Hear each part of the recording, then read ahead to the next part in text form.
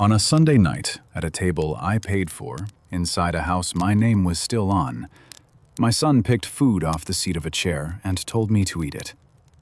Not as a joke. Not quietly. Not in a way that could be mistaken for concern. He did it like it was normal. June had dropped a piece of roast beef. It slipped off her fork, landed on the folded napkin on the chair beside her, and sat there for a second too long, soaking in gravy and whatever dust lives on furniture you stop noticing after a while. She froze, like children do when they think they've done something wrong, but don't know how big the mistake is yet. Before she could reach for another bite, Preston leaned over. He picked it up between his fingers, slow and casual, like he had all the time in the world. He didn't even look at her. He didn't look at me either, not right away. He just placed it on my plate with a soft, deliberate tap, like he was setting down something I had ordered. "Dad," he said, loud enough that the entire table paused. "Just eat it for June. You always hated wasting food."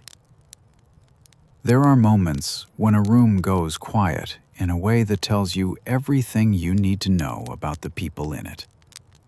No one gasped. No one said, "What are you doing?" No one reached across the table to take the plate away or to tell him he had crossed a line. They watched. Lila let out a small laugh, the kind that hides behind a glass of wine but doesn't hide enough. She tilted her head slightly, studying me like she was waiting to see if I would prove something she had already decided was true. Marianne didn't look at me right away. She lifted her glass, took a slow sip, and then finally turned her eyes toward me with that soft, measured expression she had perfected over 40 years of marriage. The one that made strangers think she was kind. "At least he can still be useful," she said, just loud enough to land, just quiet enough to pretend it wasn't meant for everyone. Someone at the far end of the table, one of Lila's friends, I think, shifted in their chair and gave a polite, uncomfortable smile. Not at Preston, at me. The kind of smile you give when you've decided who the problem is and you don't want to be involved. June looked at me, confused, her small hands gripping the edge of the table. She didn't understand what was happening, but she could feel it. The way the air in the room had changed. The way adults sometimes turn something small into something that sits heavy in your chest. I looked down at my plate. The piece of meat was darker now, the edges damp, the kind of thing you don't serve to anyone unless you've already decided they don't deserve better. My hand hovered over the fork. It wasn't the tremor, not really. The doctors had given it a name, something clinical that sounded manageable when you said it out loud. Residual motor instability. Like it was a leftover, like it didn't matter. Preston watched it anyway. That's the thing about weakness. People don't just notice it, they look for it. He leaned back in his chair, one arm draped over the back like he was settling in for something. His eyes stayed on my hand, not my face, not the plate, just the small movement he thought told him everything he needed to know about me now. I picked up the fork. It took a second longer than it used to. Not because I couldn't do it, but because I was thinking about the last time I had sat at that table and been the one everyone waited on. The last time a room like that had gone quiet because I had something to say, not because they were waiting to see if I could still manage to feed myself. I cut the piece in half. The knife dragged slightly against the plate, louder than it should have been. No one spoke. I brought the fork to my mouth, and I ate it. It didn't taste like anything, not the way food is supposed to. It tasted like memory. Like the first night I stayed up with Preston when he was 3 years old and burning with fever, pacing the floor because I didn't know if he would stop crying. It tasted like the loan I signed when the first restaurant almost went under. The one Marianne said was too risky. The one that kept the doors open anyway. It tasted like every quiet decision I had made to give that boy a life that didn't start with questions about where he came from. Across the table, Lila finally took another sip of her wine, like the show was over. Marianne set her glass down and reached for the bread basket, passing it to Preston before it ever got to me. The conversation started again. Slowly at first, then easier, like the interruption had been dealt with, like something had been corrected. Preston laughed at something someone said. Not loud, not forced, just normal, like nothing had happened. That's what stayed with me more than anything else. Not the food, not even the words. The way it disappeared. The way a moment that should have stopped everything became something the room adjusted around. That's how you know it's not new. That's how you know it's been building. Before we continue, after you like and leave a comment, may peace, strength, and a little unexpected justice find you today. Tell me how old you are or where you're watching from, because stories like Walter's often touch people who have carried a family for many years. Let's continue. My name is Walter Hargrove. I'm 68 years old, and for most of my life, I believed that if you showed up for your family long enough, if you carried more than your share without keeping score, it would come back to you in the only currency that mattered: respect. Not gratitude, not praise, just respect. From the outside, there was no reason to think anything had changed. The house was still the same. The long driveway, the polished floors, the dining table Marianne insisted we keep even after we redid the kitchen because she said it held too many memories to replace. The kind of place people assume tells the truth about a family. It doesn't. Preston sat at the head of the table now. Not officially. No one had said it out loud. But chairs have a way of shifting over time, and people have a way of letting them. He leaned into conversations like they belonged to him, answered questions that weren't asked to him, used words like "our company" and "my team" in ways that sounded natural if you didn't know how long it had taken to build the thing he was talking about. Lila stayed close to him, always angled just enough that anyone looking would see them as a pair. She wore confidence the way some people wear expensive clothes, like it had been bought for her, not earned. Marianne moved through the room with the same quiet efficiency she always had, but something about it had changed. The touches were shorter. The looks didn't linger. The way she spoke to me had softened in tone and sharpened in meaning. "Don't strain yourself," she would say, placing a hand on my shoulder in front of others, her fingers pressing just a little too firmly. "You've done enough." It sounds kind if you don't listen closely. 6 months earlier, I had been driving back from the original Hargrove table, the first one, the only one that ever really mattered to me, when a delivery truck ran a red light and caught the side of my car hard enough to spin me into the median. I remember the sound. Metal folding, glass breaking, the kind of noise that doesn't register as real until it stops. I didn't die. That was the first thing everyone said. "You're lucky, Walter. At your age, most men don't walk away from something like that." I walked away. Just not the same. My shoulder never fully settled back into place the way the doctors said it would. My right hand picked up a tremor when I got tired. A small, steady shake that made people look at me differently if they were already looking for a reason. My family started looking. At first, it was concern. Marianne sat by my hospital bed and answered questions before I could. Preston stayed longer than he needed to, standing at the foot of the bed like he was guarding something. But concern has a way of changing shape when there's something to gain. A few weeks after I came home, Marianne started taking over the conversations. "He gets confused in the afternoons," she told someone on the phone one day, standing just outside my study. "The doctors said it's normal after trauma." No doctor had said that. Preston started handling meetings I hadn't asked him to handle. "Dad, you should rest," he told me more than once. "Let me be the man now." Let me.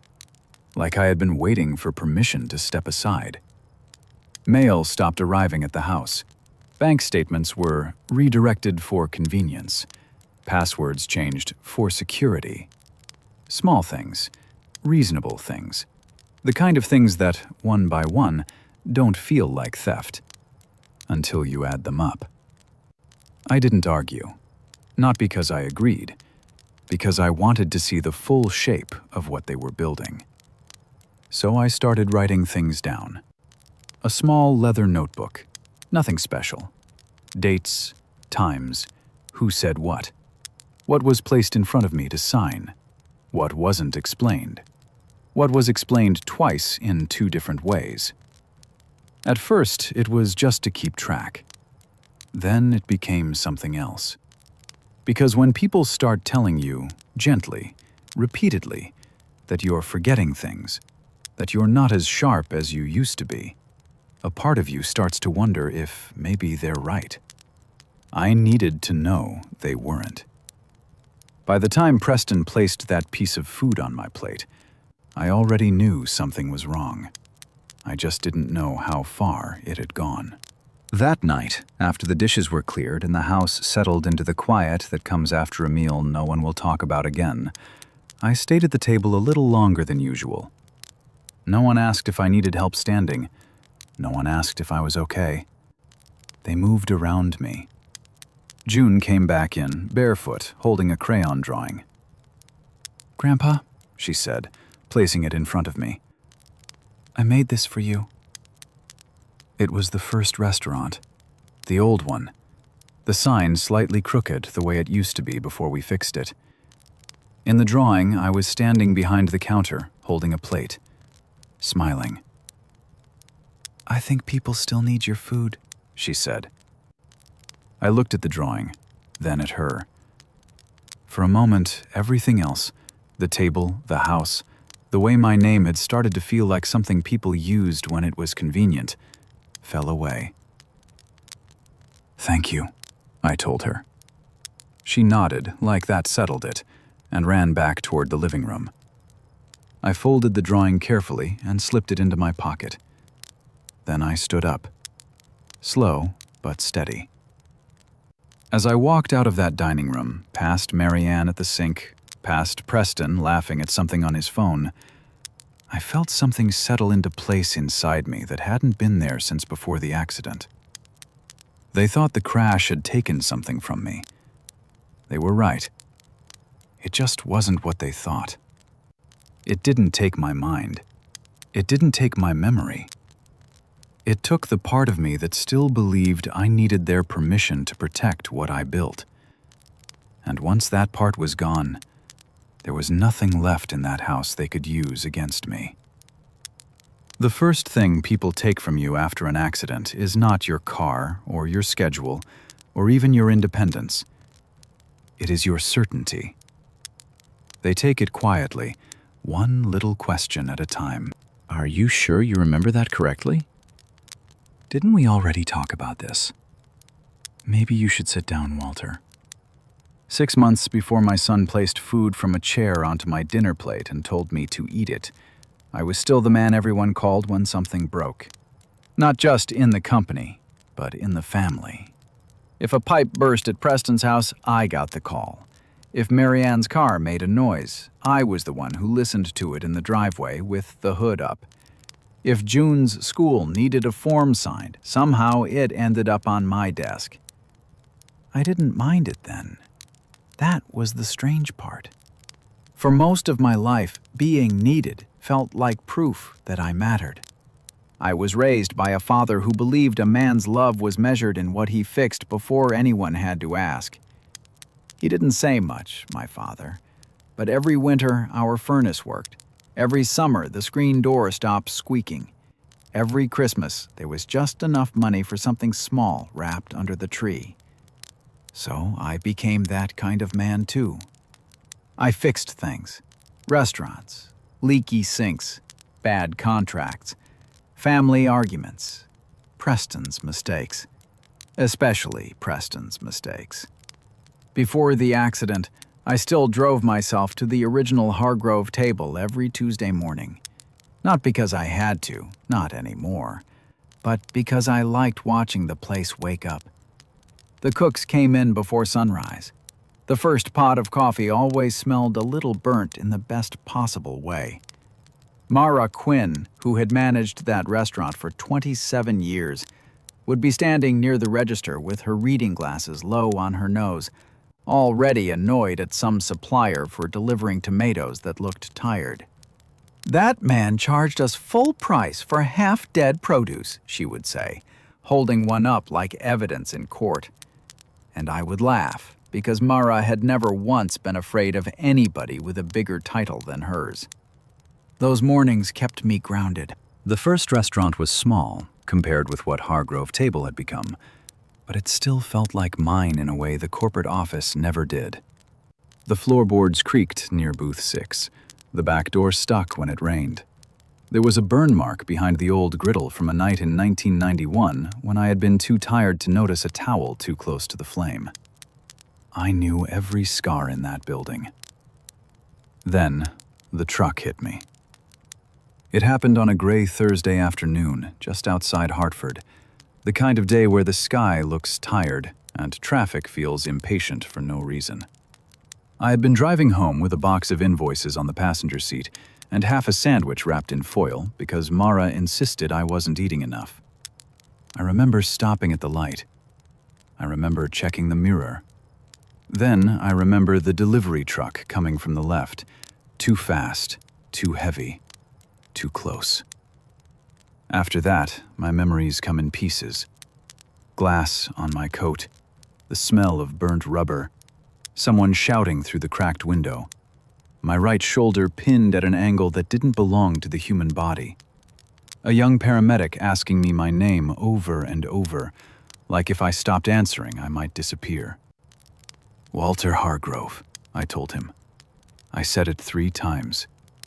I wanted someone to know I was still there. At the hospital, Marianne arrived first. Her hair was neat, but her face was pale, and for a few minutes I believed the fear in her eyes was love. She gripped my left hand and kept telling the nurses that I had a high pain tolerance, as if that was important, as if pain needed references before it could be believed. Preston came an hour later in a navy suit, still wearing his office badge, looking shaken in the way powerful men look shaken when life reminds them they are not in charge of everything. He stood by the bed, jaw tight, staring at the bruises blooming across my chest. "You scared us, Dad," he said. I wanted to believe him. Maybe part of him even meant it in that moment. Lila sent flowers the next morning. White lilies in a glass vase with a card that said, "Rest and recover. We'll handle everything." At the time, I thought it was thoughtful. Later, I realized it was a warning. The doctors said I was lucky. They always say that when they don't know what else to call the leftover damage. Broken collarbone, torn ligaments, nerve irritation. A concussion mild enough to sound harmless, but strong enough to make bright lights feel personal. My right hand shook when I was tired. My shoulder burned if I lifted anything heavier than a coffee pot. I could still walk, still think, still read a balance sheet faster than most men half my age. But I moved differently, and that was enough for them. The first few weeks at home were full of casseroles and careful voices. Neighbors dropped off soup. Old employees sent cards. June came over with a stuffed bear and tucked it beside me on the downstairs sofa, whispering that it was good at keeping secrets. Marianne turned the guest room into what she called a recovery room. She said the stairs were too dangerous and that I shouldn't be stubborn about it. The bed was comfortable enough, the room quiet enough, the bathroom close enough. That was how she explained it. But the first night I lay there, listening to her walk upstairs alone to the bedroom we had shared for decades, I understood something she had not said.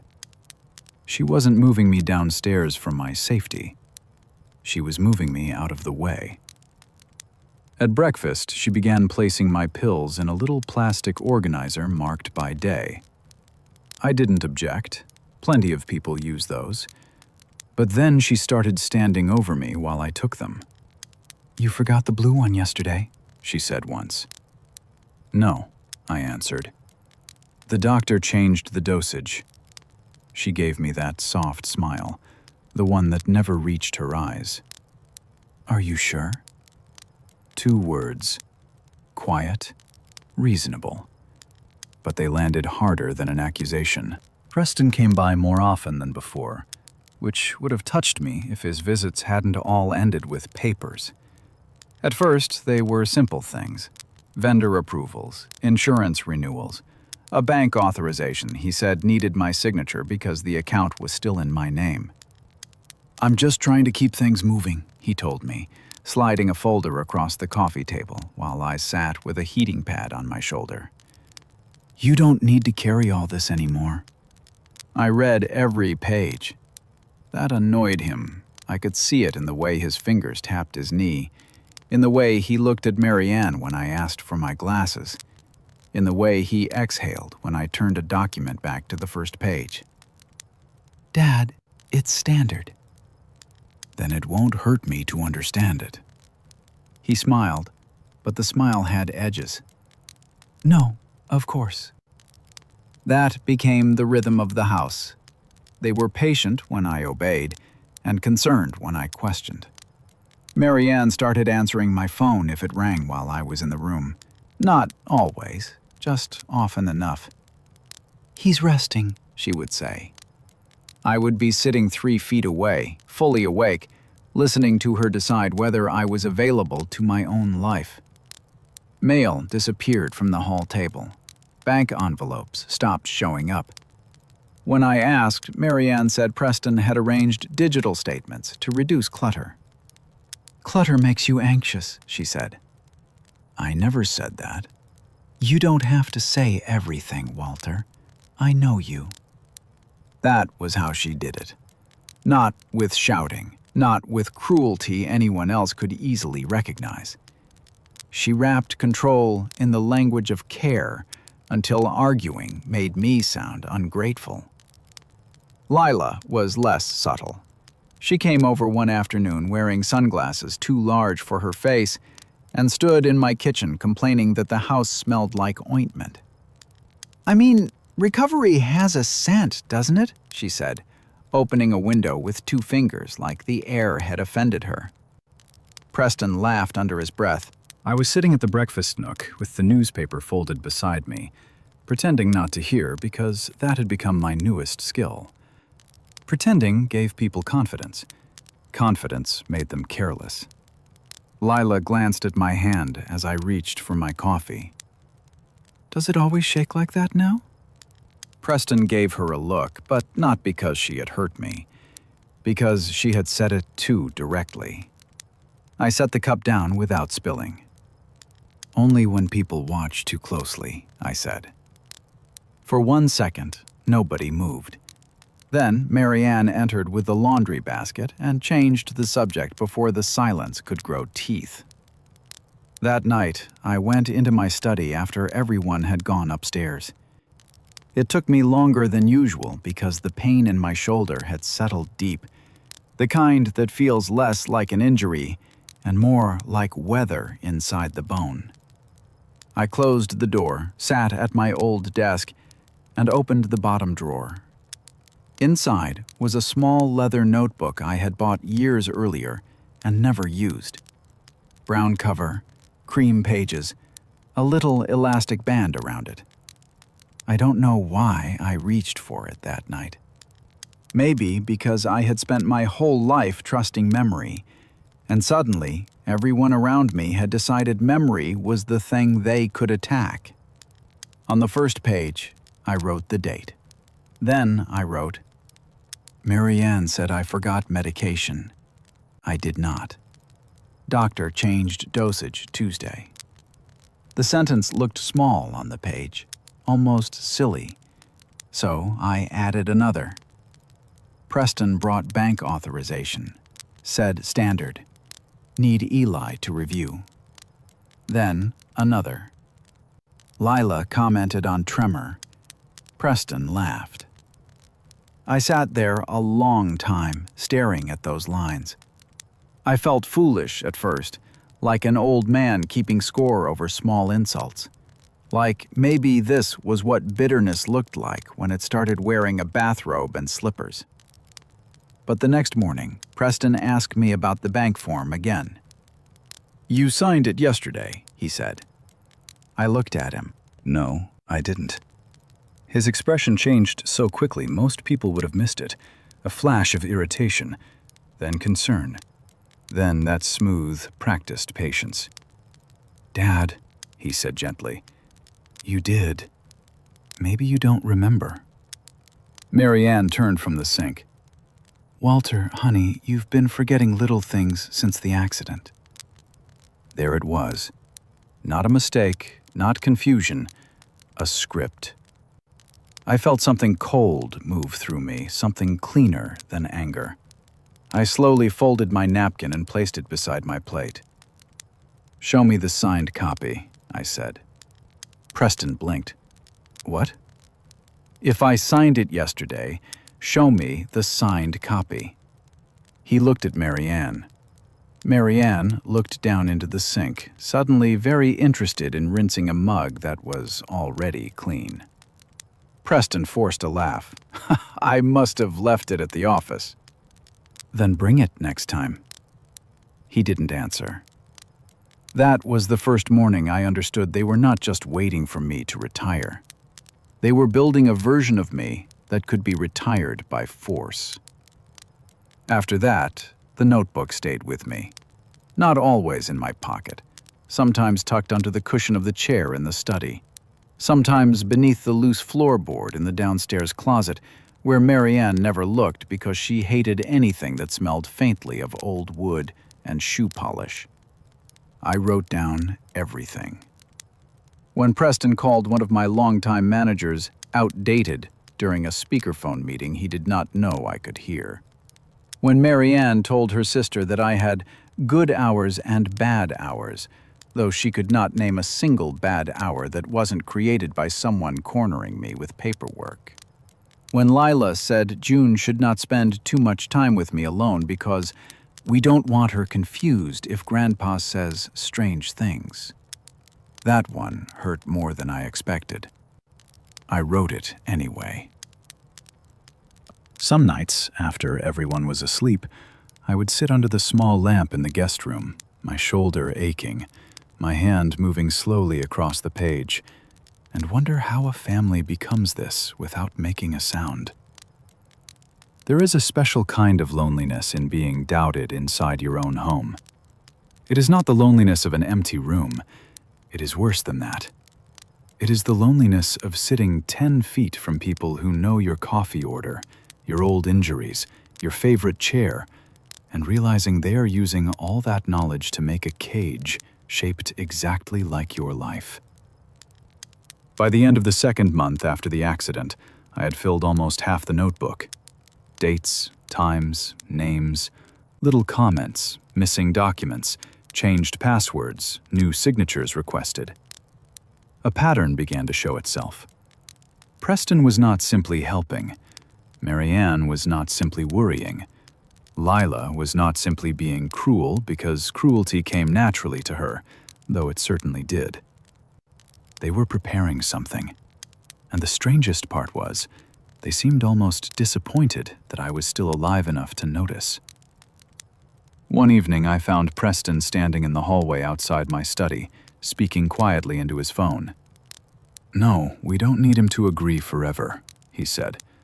"We just need enough to show diminished capacity." He stopped when he saw me. The smile came back immediately. "Dad," he said, slipping the phone into his pocket. "You should be resting." I looked at him for a long moment. There was my son. Tall, polished, expensive watch, perfect teeth.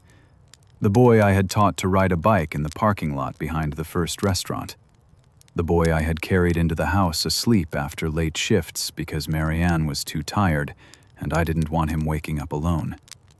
The boy I had chosen, not by blood, by love. And he was standing in my hallway discussing how to make me legally disappear. I did not confront him. Not then. I just nodded once and said, "You're probably right." He relaxed. That was his mistake. People like Preston mistake quiet for surrender because noise is the only form of power they understand. I went back into my study, closed the door, and wrote down every word I had heard. Then, underneath it, I wrote one more line. They are no longer treating me like a father. They are treating me like an obstacle. I sat there with the pen in my hand until the ink began to pool at the end of the sentence. Outside the window, the yard was dark, the house warm and bright behind me. The kind of house people drive past and imagine must be full of love. I almost laughed at that. Because inside that beautiful house, my wife was measuring my usefulness, my son was measuring my weakness, and my daughter-in-law was measuring how much longer she would have to pretend I mattered. But they had miscalculated one thing. I had spent 40 years building restaurants in a business where people smile while trying to cheat you, where landlords hide clauses in fine print, where investors praise your vision while reaching for your throat. I knew how to read a room. I knew how to wait. And most importantly, I knew the difference between a family asking for help and a family preparing to steal your life while calling it love. I have never trusted anyone who talks about a place only in terms of what it could be worth if you stripped it down far enough. That kind of thinking sounds practical when you hear it out loud, and maybe it even passes for smart in the right rooms. But it always leaves something out that cannot be put back once it is gone. And I learned that the hard way, long before my name ever meant anything to anyone outside a few blocks in Ohio. The first place I opened was not a concept or a brand. It was a narrow, stubborn little restaurant on a street most people drove through without noticing. And I called it Hargrove Table, because I did not have the imagination or the money to call it anything else. I remember the first winter we stayed open past 8. The heating unit rattled like it was arguing with the walls, and I slept in the back room more nights than I went home because closing early meant losing customers we might not get back. I baked the bread myself in those days, not because it was romantic, but because it was cheaper, and because I did not trust anyone else to get it right when we could not afford to waste flour on mistakes. There is a certain kind of quiet you only hear when you are alone in a kitchen before sunrise, when the dough is still cold under your hands and the world has not decided what kind of day it is going to be yet. I remember thinking more than once that if I could just get through that hour, everything else might hold together. We wiped our own tables, fixed our own leaks, learned which supplier would give you an extra week before calling about a bill if you picked up the phone yourself instead of letting it ring. I knew the sound the front door made when a regular walked in, because they all opened it a little differently, like they already belonged there. 40 years does something to a place like that. It does not turn it into something unrecognizable, at least not if you are careful. But it layers things on top of each other in a way that you cannot explain to someone who only sees numbers. One location becomes 3, then 7, then a stretch of years where you are too tired to count properly. And suddenly there are 47 Hargrove tables across 3 states, all of them carrying pieces of the first one in ways that are not always visible unless you know where to look. We never chased upscale.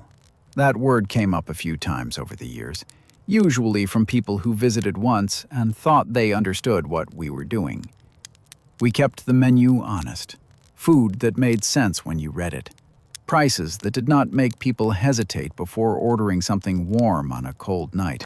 The kind of place where a waitress could work 20 years and still be called by her first name by customers who had watched her children grow up through stories told over coffee refills. I knew my staff. Not in the way people say it when they want credit for it, but in the way that comes from needing each other for too long to pretend otherwise. I knew which dishwasher had a son who kept ending up in the hospital every winter, and which line cook needed Thursdays off because his mother did not like being alone after dark. I knew which regular sat at table 6 every Tuesday, ordered the same soup, and took half of it home because he said it tasted better the next day, even though we both knew he just liked having something to look forward to. You do not build that kind of place by accident, and you do not keep it by treating it like it can be replaced. Preston never understood that. He tried, I will give him that much, at least in the beginning, when his interest still looked like curiosity instead of calculation. But even then, there was a distance in the way he asked questions. He did not want to know why something worked. He wanted to know how quickly it could be made to work harder. "You're leaving money on the table," he said to me once, years before the accident, standing in one of our newer locations that still smelled faintly of fresh paint. He ran his hand along the back of a chair like he was assessing it instead of using it. "People would pay more for this if you positioned it differently." "Positioned how?" I asked. "Cleaner brand, higher-end menu, fewer legacy staff." He said it lightly, like it was an obvious improvement. "You scale it properly, you franchise, you cut overhead where it doesn't produce measurable return. This could be something much bigger than it is." I remember looking at him for a moment longer than I needed to. Not because I did not understand what he was saying, but because I did. And that was the problem. "It already is something," I told him. He smiled then, the kind of smile that agrees without agreeing. "It could be more." That word stayed with me. More, in his language, did not mean better. It meant convertible. Something you could reshape, package, and eventually sell without carrying whatever made it worth building in the first place. Marianne saw it even more clearly than he did, or maybe she simply liked it more. She did not talk about the restaurants the way I did, or even the way Preston did. She talked about them like they were a position you held until the timing was right to exit. I heard her once on the phone in the study, not realizing I was closer than she thought, her voice lowered in that practiced way people use when they believe they are being discreet. "It's undervalued because it's sentimental," she said. "That's the opportunity." A pause, then softer. "If it's structured correctly, you could move a significant portion within a year, maybe less." I did not walk in. I did not need to. I knew that tone. It was not the tone of someone who cared about the place itself. It was the tone of someone discussing how to separate a thing from the person who built it. Lila came at it from a different angle, but it led to the same place. She did not care about operations or staffing or the quiet habits that kept a kitchen running when no one was watching. What she saw was the name. Hargrove. She said it once, rolling it over like she was testing how it might sound in a room I had never entered. "It has presence," she told Marianne over dinner one night, her glass of wine untouched, but held in a way that suggested she had learned the gesture somewhere that valued appearances over appetite. "You could take that into the right circles in New York. Private events, partnerships. There's a version of this that doesn't look like this." She gestured vaguely around the room, not dismissive enough to be called out, but not respectful enough to miss. I looked at her then, really looked, and tried to see what she was seeing.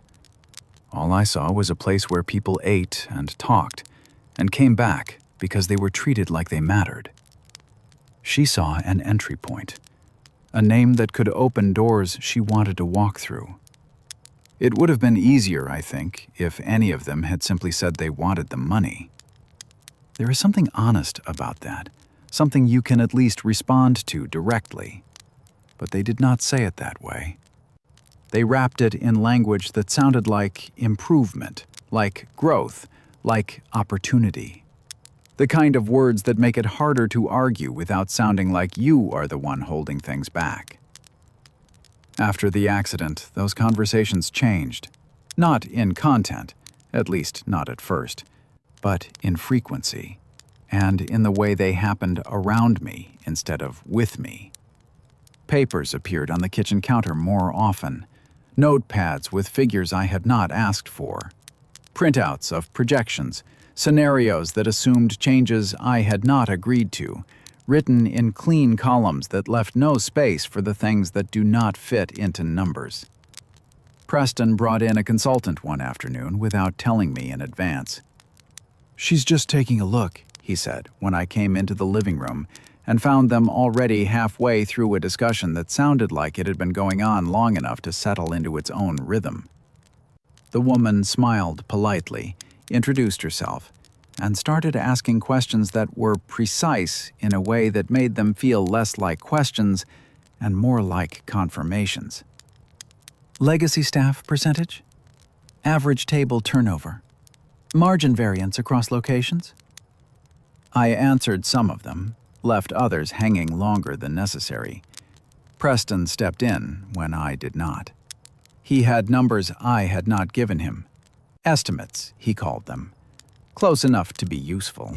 I watched him speak about the business like it was already his to explain, and I felt something familiar and uncomfortable settle in my chest again. The same quiet pressure I had started to recognize in other parts of the house. They were not asking what I wanted to do with it. They were discussing what would be done once I was no longer in a position to say otherwise. Later that night, after the consultant had left, and the house had gone back to the kind of silence that pretends nothing has changed, I sat at the table with a folder Preston had left behind. He had not meant to leave it, I think. Or maybe he had. It is difficult to tell the difference when someone starts believing their control is already secure. Inside were summaries, valuations, projected sale ranges depending on how aggressively certain inefficiencies were addressed. There was a section labeled Phased Transition Strategy. I read that part twice. It outlined, in careful language, how ownership could be shifted incrementally under the right conditions, how decision-making authority could be consolidated, how external perception could be managed to avoid market disruption. There was a line near the bottom that did not belong to the rest of the document, not in tone, not in placement. Timing dependent on principal's capacity status. I sat with that sentence longer than the others, not because I did not understand it, but because I did. The notebook was where I put it. Not all of it, not yet. Just enough. They have a plan for the restaurants. My handwriting looked different that night, slower, more deliberate. I added another line beneath it, after a moment that stretched longer than it should have. It doesn't include me. I closed the notebook and rested my hand on it the way you do when you are not ready to let go of something, but you also do not know what to do with it yet. For a long time, I had believed that what I built would protect itself simply because of what it was, that people would see it for what it meant, not just what it could be turned into. Sitting there, with the numbers still fresh in my mind and their voices from earlier in the day echoing in ways I could not quite push aside, I understood something that had been there for a while, but had not settled into place until then. They did not love the restaurants. They loved the version of them that could be sold. And somewhere along the way, without saying it out loud, they had started to treat me the same way. Not as the person who built it, but as the last condition that needed to change before everything else could. The cruelest thing Marianne ever did to me was not loud enough for anyone else to recognize as cruelty. That was what made it work. If she had screamed at me, people would have noticed. If she had slammed doors or called me useless in front of guests, someone might have shifted uncomfortably, maybe even said her name in that warning tone people use when a line has been crossed. But Marianne had never been the kind of woman to waste force when softness could do more damage. She knew how to make control look like care. At church, she would straighten my collar before we walked through the doors, her fingers gentle against my neck, her smile warm enough to convince anyone watching that I was a lucky man. At charity breakfasts, she would rest one hand on my forearm and tell people, "Walter is doing so much better," as if I were a recovering child who had just learned to tie his shoes again. If I reached for my own coat, she would get there first.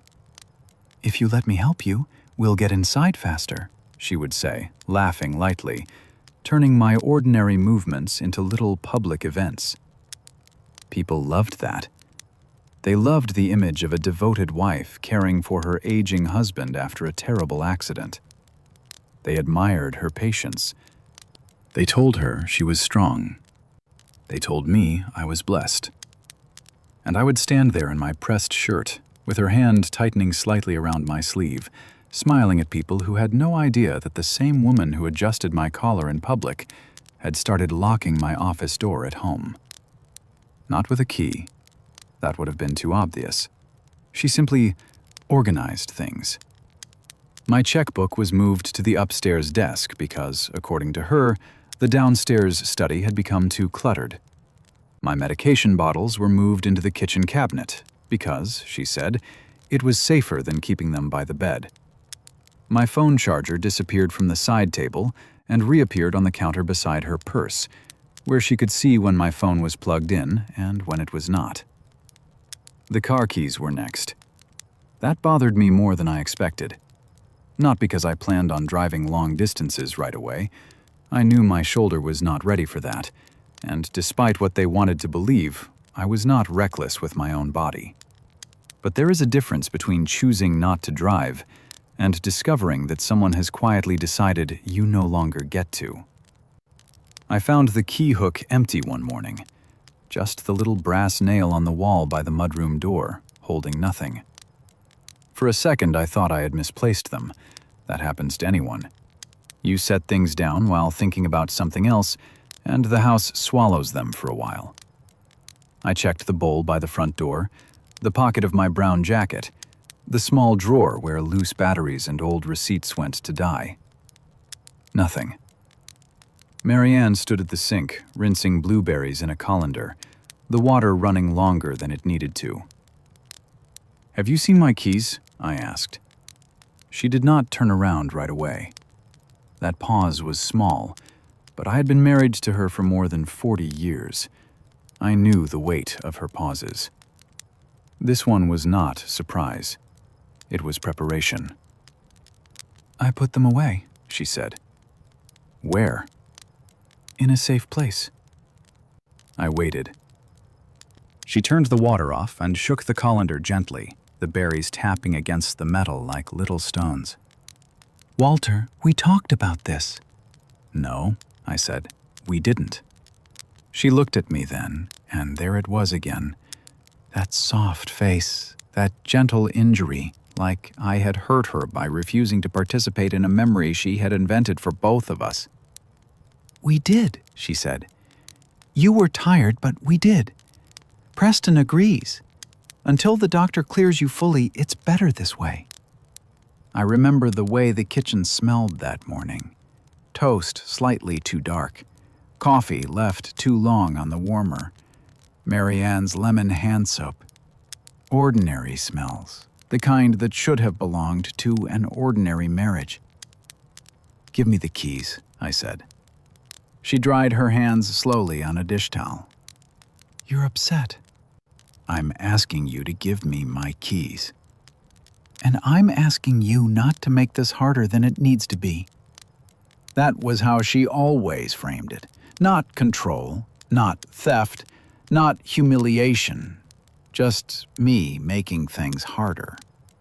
Preston came by that afternoon and acted as if he had walked into the middle of a storm he had not helped create. "Mom told me you got worked up about the car," he said, lowering himself into the chair across from me in the study. Worked up. I was reading a financial report, or trying to. Half the pages were missing from the packet Marianne had left on my desk, and the sections I needed most had been summarized in Preston's handwriting. "I asked for my keys," I said. "You don't need to drive right now." "That is not the same as not being allowed." He leaned back and rubbed his jaw, performing patience for an audience that wasn't there. "Dad, this is exactly what worries us." The words were careful, rehearsed, maybe. Or maybe by then they had repeated them so often they had started to sound natural even to him. I closed the folder. "What worries you?" "You're turning small things into confrontations." I almost laughed. There are sentences that show you the shape of a trap while pretending to offer you a chair. A stolen set of keys became a small thing. My objection became the problem. His concern became evidence. If I stayed calm, they would say I understood. If I got angry, they would say I was unstable. So I did neither. I looked at him and said, "I want the complete third quarter financials sent to my personal email." His expression flickered. "Why?" "Because I own the company." He smiled then, not fully, just enough. "Dad, I already walked you through those numbers yesterday." "No, you didn't." Marianne appeared in the doorway before he could answer. She had a folded sweater in her hands, though there was no reason for her to bring laundry to my study, except to be there. "Walter," she said, sighing softly, "you're doing it again." I turned toward her. "Doing what?" "Forgetting conversations and getting upset when people remind you." The room went very still. Preston looked down at his phone, but I could see the corner of his mouth. Not a smile, not exactly. Satisfaction. Something in me went cold and very quiet. Because Marianne did not sound angry. That would have been easier. She sounded sad. She sounded tired. She sounded like a woman carrying a burden with dignity. That was the performance, and I had become the burden. For the next few weeks, her care became more organized. That was the word she used. Organized. She created a shared calendar for my appointments, except I was not the person who controlled it. She changed the password to my email because she said there had been suspicious login attempts. When I asked what attempts, she said she had deleted the warning messages so I would not worry. She began taking calls in another room if they were from doctors, lawyers, or anyone connected to the company. If I walked in, her voice changed. Not enough for a stranger to notice. Enough for a husband. Once, I heard her speaking to one of her friends from the country club, a woman named Beverly, who had always treated sadness like gossip if you poured enough wine on it. "He has good mornings," Marianne said, standing near the back windows with her phone tucked against her ear. "But afternoons are harder. Sometimes he asks the same question twice." I stood in the hallway, one hand resting against the wall. I had not asked the same question twice. Not once. Beverly said something I couldn't hear, and Marianne gave that small, breathy laugh she used when she wanted pity, but did not want to seem like she was asking for it. No, we're managing," she said. "Preston has been wonderful. He's really stepping up. Honestly, I don't know what I'd do without him." I went back to my study before she saw me. That night, I wrote it down. Marianne told Beverly I repeat questions in the afternoon. false. I stared at the word false longer than the rest. It looked too clean for what it meant. A false thing, said once, is a lie. A false thing repeated in the right circles becomes a reputation. And a reputation, if shaped carefully enough, can become paperwork. That was what she was building. Not just doubt in me, doubt around me. A week later, I found the appointment card. It was tucked into the side pocket of Marianne's purse, and no, I am not proud of looking there. I had spent most of my marriage believing a person should not search through another person's belongings unless the house was on fire or something had gone very wrong. Something had gone very wrong. She had left the purse on the bench in the mudroom, open, while she took a call upstairs. I had come in from the porch with my shoulder aching and my hand stiff from the cold. I saw the edge of the card sticking out, white against the dark leather, with the hospital logo at the top. Neurological evaluation. My name underneath. Scheduled by Marianne Hargrove. Reason for visit. Capacity concerns following motor vehicle accident. I read those words twice, then a third time, because there are certain phrases the mind resists until it has no choice. Capacity concerns. Not memory check, not follow-up, not rehabilitation. Capacity. The word sat in my hand like a loaded weapon. I put the card back exactly where I found it. Upstairs, Marianne laughed into the phone. A normal laugh. Easy, familiar. I stood in the mudroom with my coat still on, listening to the washing machine thump unevenly in the laundry room and the refrigerator hum behind me. And I remember thinking how strange it is that a life can look completely ordinary while someone is quietly preparing to take it apart. That appointment was not the worst thing I discovered. The worst came 2 nights later. It was after 11. The house had the heavy silence it gets when everyone has gone to bed, but not everything has settled. The heat kicked on with a dull click through the vents. Somewhere upstairs, a floorboard shifted. I had come out of the guest room because the pain in my shoulder was keeping me awake, and I wanted water. The hallway was dark except for the light coming from Marianne's small sitting room near the stairs. Her door was not fully closed. I heard my name. I stopped. I did not mean to listen at first. That is what people say, and sometimes it is even true for the first 2 seconds. After that, you either walk away or you stay. I stayed. Marianne's voice was low. No, he won't sign if it's presented that way. A pause. I know Preston is impatient, but pushing too hard will only make Walter suspicious. Another pause, longer this time. Then she said the sentence that changed the temperature of my entire body. We don't need him gone. We just need him declared incapable. The glass in my hand felt suddenly too cold. I looked down and realized I had gripped it so tightly my fingers were aching. Declared incapable. Not helped. Not protected. Declared. Like a legal status. Like a switch someone else could flip. I do not know how long I stood there. Long enough to hear her continue. Long enough to understand there were lawyers involved. Maybe doctors. Maybe someone willing to write the right kind of evaluation if given enough suggestion and enough money. She mentioned Preston's name twice. She mentioned timing. She mentioned the board. Then she said, once control transfers, the rest will be simple. The rest. My restaurants, my accounts, my house, my name, my life. All reduced to the rest. I walked back to the guest room without getting the water. The carpet felt too soft under my feet, muffling every step. That bothered me for some reason. I wanted the house to hear me. I wanted something in it to object. Nothing did.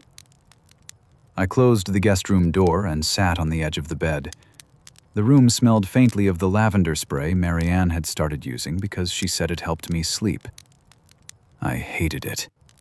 I had never told her that because hating a smell seemed too small to mention when everything else had already become so large. My notebook was under the loose floorboard in the closet. I got it out carefully. My hand shook when I opened it, and for once I did not try to stop it. At the top of a clean page, I wrote the date. Then, 11:18 p.m., Marianne on phone.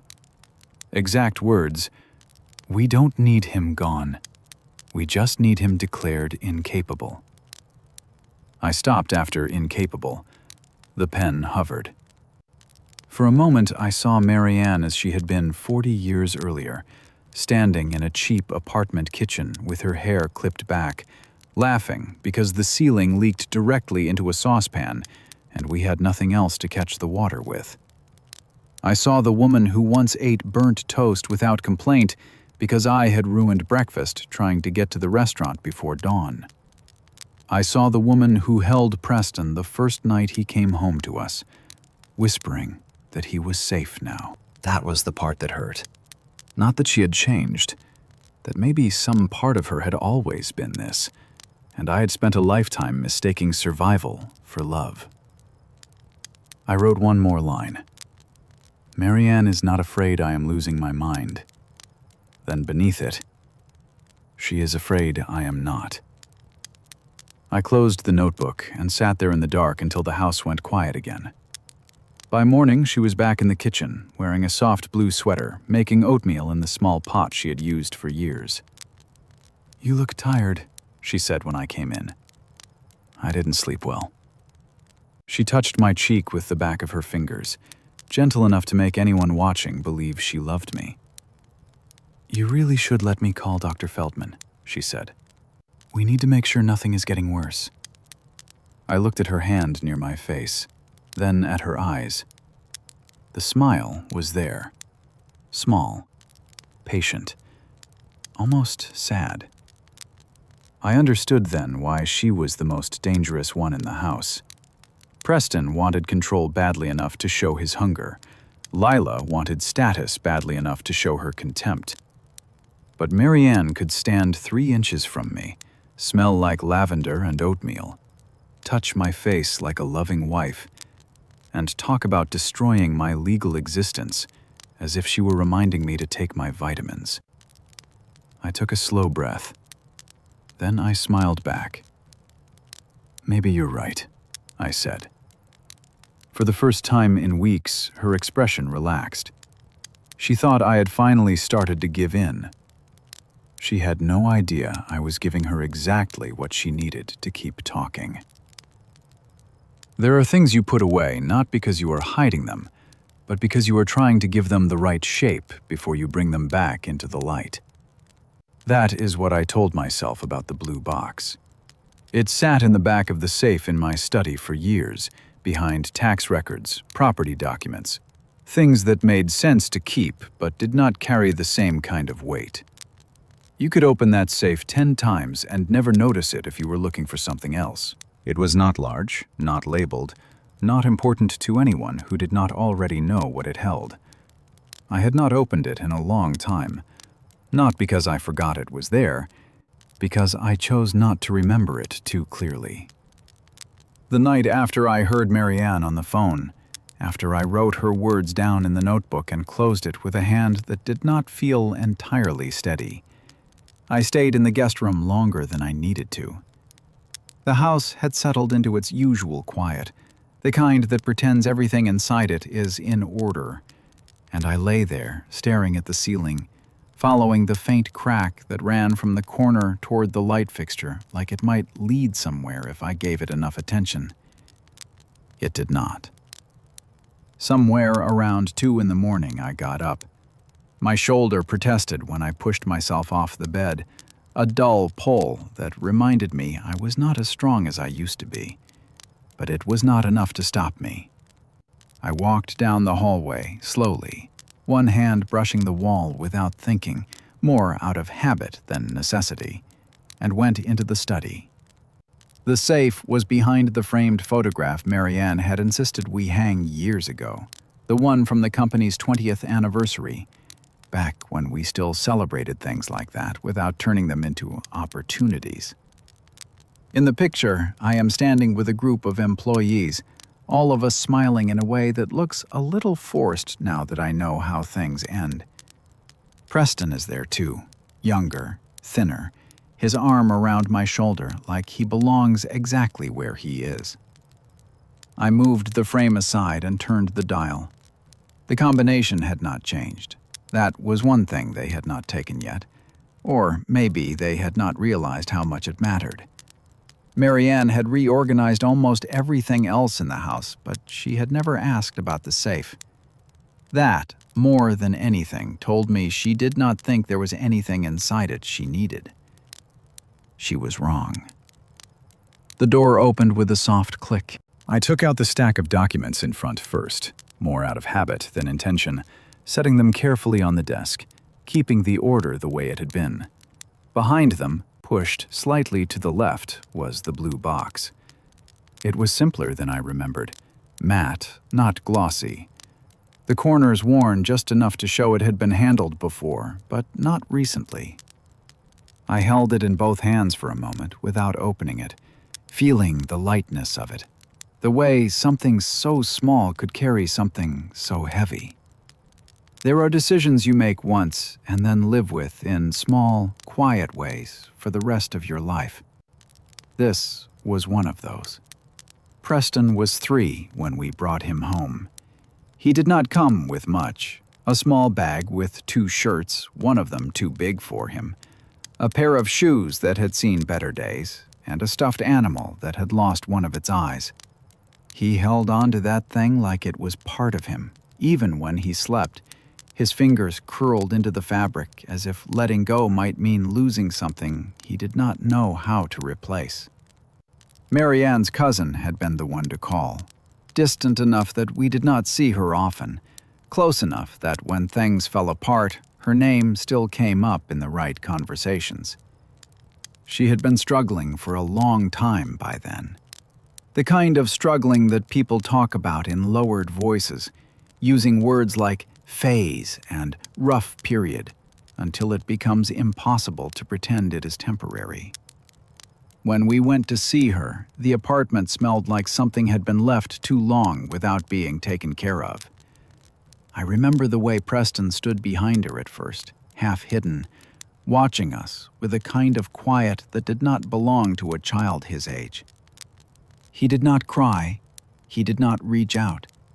He just watched, like he was trying to understand what we were going to take from him next. We did not decide that day. People like to think decisions like that come in a moment, that you see a child in need and something inside you becomes clear. But it was not like that. It was conversations late at night, sitting at the edge of our bed, Marianne staring at the floor, me staring at my hands, both of us saying things like, "We could help for a while," and "It doesn't have to be permanent," as if the truth would be easier to carry if we approached it slowly. It did not take long before, for a while, stopped making sense. We brought him home on a gray afternoon. He did not speak much in the car. He held that one-eyed animal in his lap and looked out the window like he was memorizing everything he was leaving behind, even the parts that had not been good to him. When we pulled into the driveway, he hesitated before getting out, his small hand gripping the door handle like it might disappear if he let go too quickly. Marianne knelt in front of him then. "You're safe here," she said. I remember that. I remember believing it. The paperwork came later. It was not complicated, not the way some things are, but it was final in a way that settled into the bones. We changed his last name, signed the forms that made him legally ours, closed the loop that connected him to a past we told ourselves we were protecting him from. I kept the documents in the blue box, not as leverage, not as a secret I planned to use. As something I thought I would one day explain to him when he was old enough to understand that being chosen is not the same as being less. There were moments over the years when I almost told him. When he was 10 and got into a fight at school because another boy said something about his mother that he did not fully understand but felt anyway. When he was 16 and asked me why we did not have any baby pictures of him. When he was 25 and stood in the doorway of the restaurant office, exhausted, asking me how I kept everything from falling apart when it felt like too much. Each time I held it back, not out of fear, out of a kind of love that tells you silence is a gift. He called me Dad, not once, not as a habit, always. He said it like it meant something. And for a long time, I believed that was enough. If you've ever loved someone so deeply that you protected them from a painful truth, stay with me. Walter's silence about Preston was not weakness, and what happens next will change the way everyone in that family sees him. Subscribe gently if stories about dignity, betrayal, and late-life justice speak to you. I opened the blue box. The papers were exactly where I had left them, the edges slightly yellowed, the ink still sharp. Official seals, signatures, dates that marked a life before and after in a way that could not be undone by anything as simple as regret. Preston's name, my name, Marianne's name, all tied together in language that did not account for what people might become once enough time had passed. I sat there with the box open on my lap, the study quiet around me except for the faint hum of the air system and the occasional tick from the old clock on the wall, and I let myself remember things I had not allowed myself to revisit in years. The first time he called me Dad without prompting. The way he used to fall asleep in the back booth of the original restaurant, his head resting on a folded jacket while the staff moved around him like he was something fragile and important. The way Marianne would watch him from across the room, something soft in her expression that I had once trusted without question. 40 years is enough time to forget where certain lines were drawn, or to convince yourself they no longer matter. My eyes moved over the documents again, slower this time. Adoption decree, name change, termination of parental rights from the biological mother. There was a line about confidentiality, about records being sealed, about identity being protected.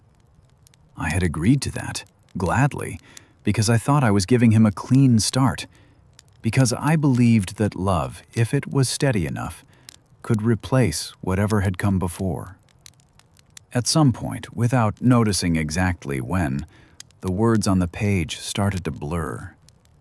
I realized then that I was crying. Not loudly, not in a way that would have drawn attention if anyone had been there to see it, just quietly, the way you do when the feeling is too deep to make a sound. It was not because he was not my blood. That had never mattered to me in the way people assume it should. It was because of what I had done with that truth. I had built a life around him that did not remind him of where he came from.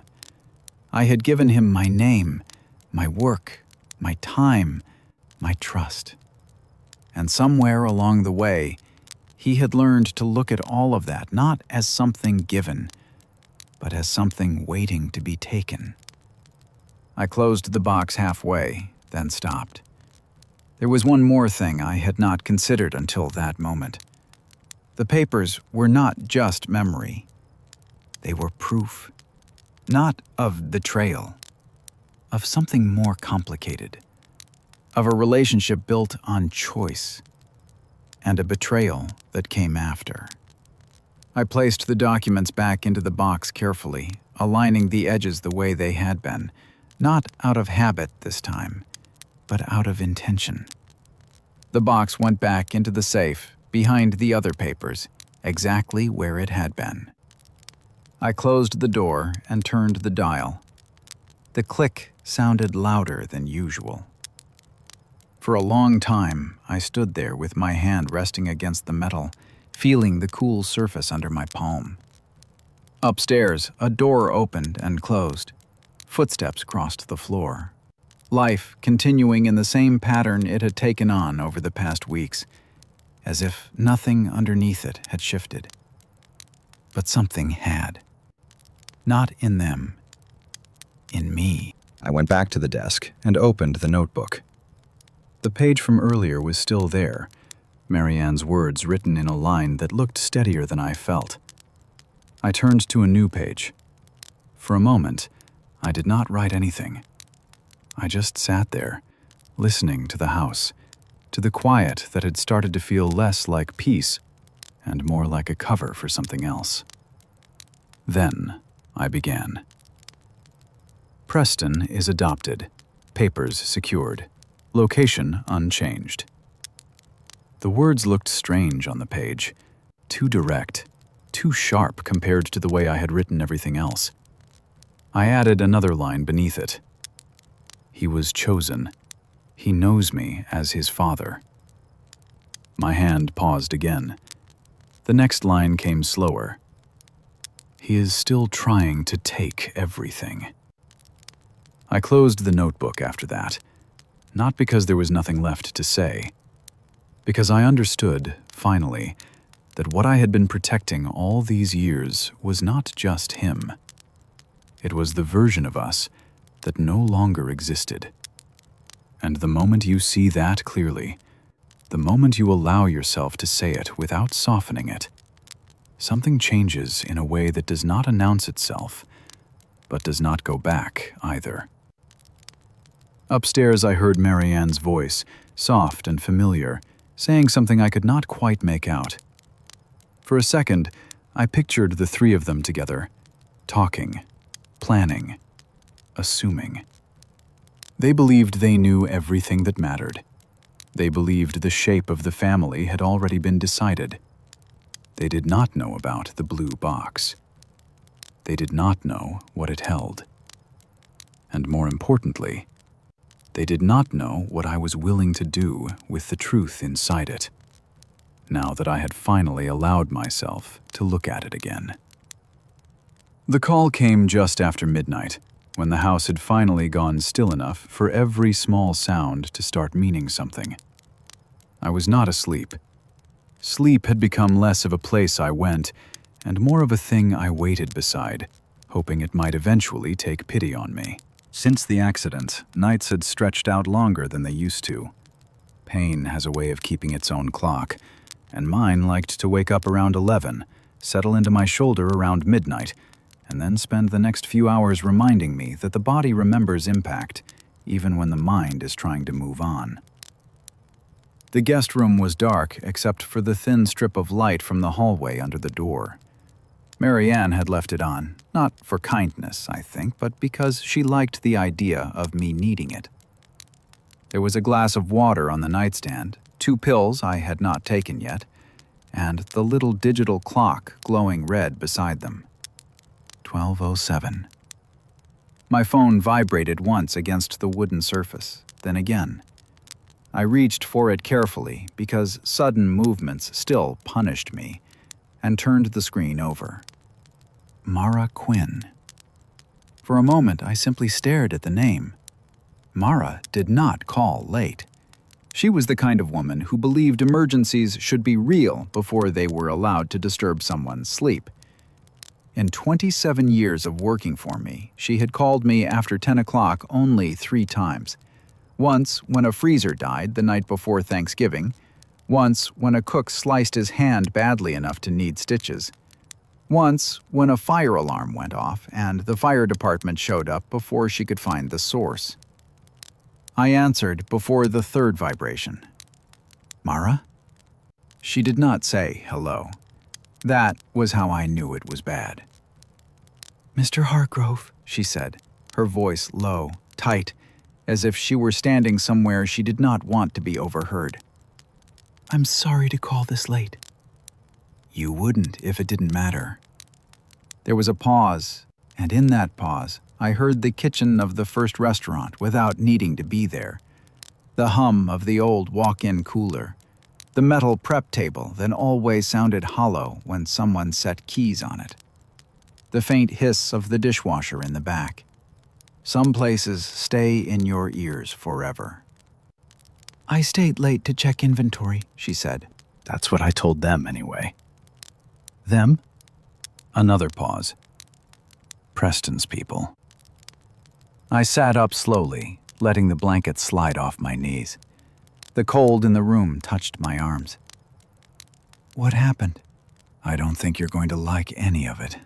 Mara had never softened bad news just to make it easier to swallow. If she was hesitating, it meant she was deciding which wound to point to first. "Tell me." She exhaled, and the sound came through the phone rougher than usual. "They're changing vendor contracts. Quietly. Not through the usual approval process. 3 of our long-term suppliers got notices this week that their agreements are being terminated at the end of the month." I closed my eyes. I could see the faces before she named them. "Peterson Dairy?" "Yes." "Glen Road Produce?" "Yes." "Tommy's Bakery?" Her silence answered before she did. "Yes." Something in my chest tightened. Tommy's Bakery had delivered rolls to our first restaurant since before Preston could read. Tommy himself had arthritis in both hands now, and his daughter ran most of the early deliveries.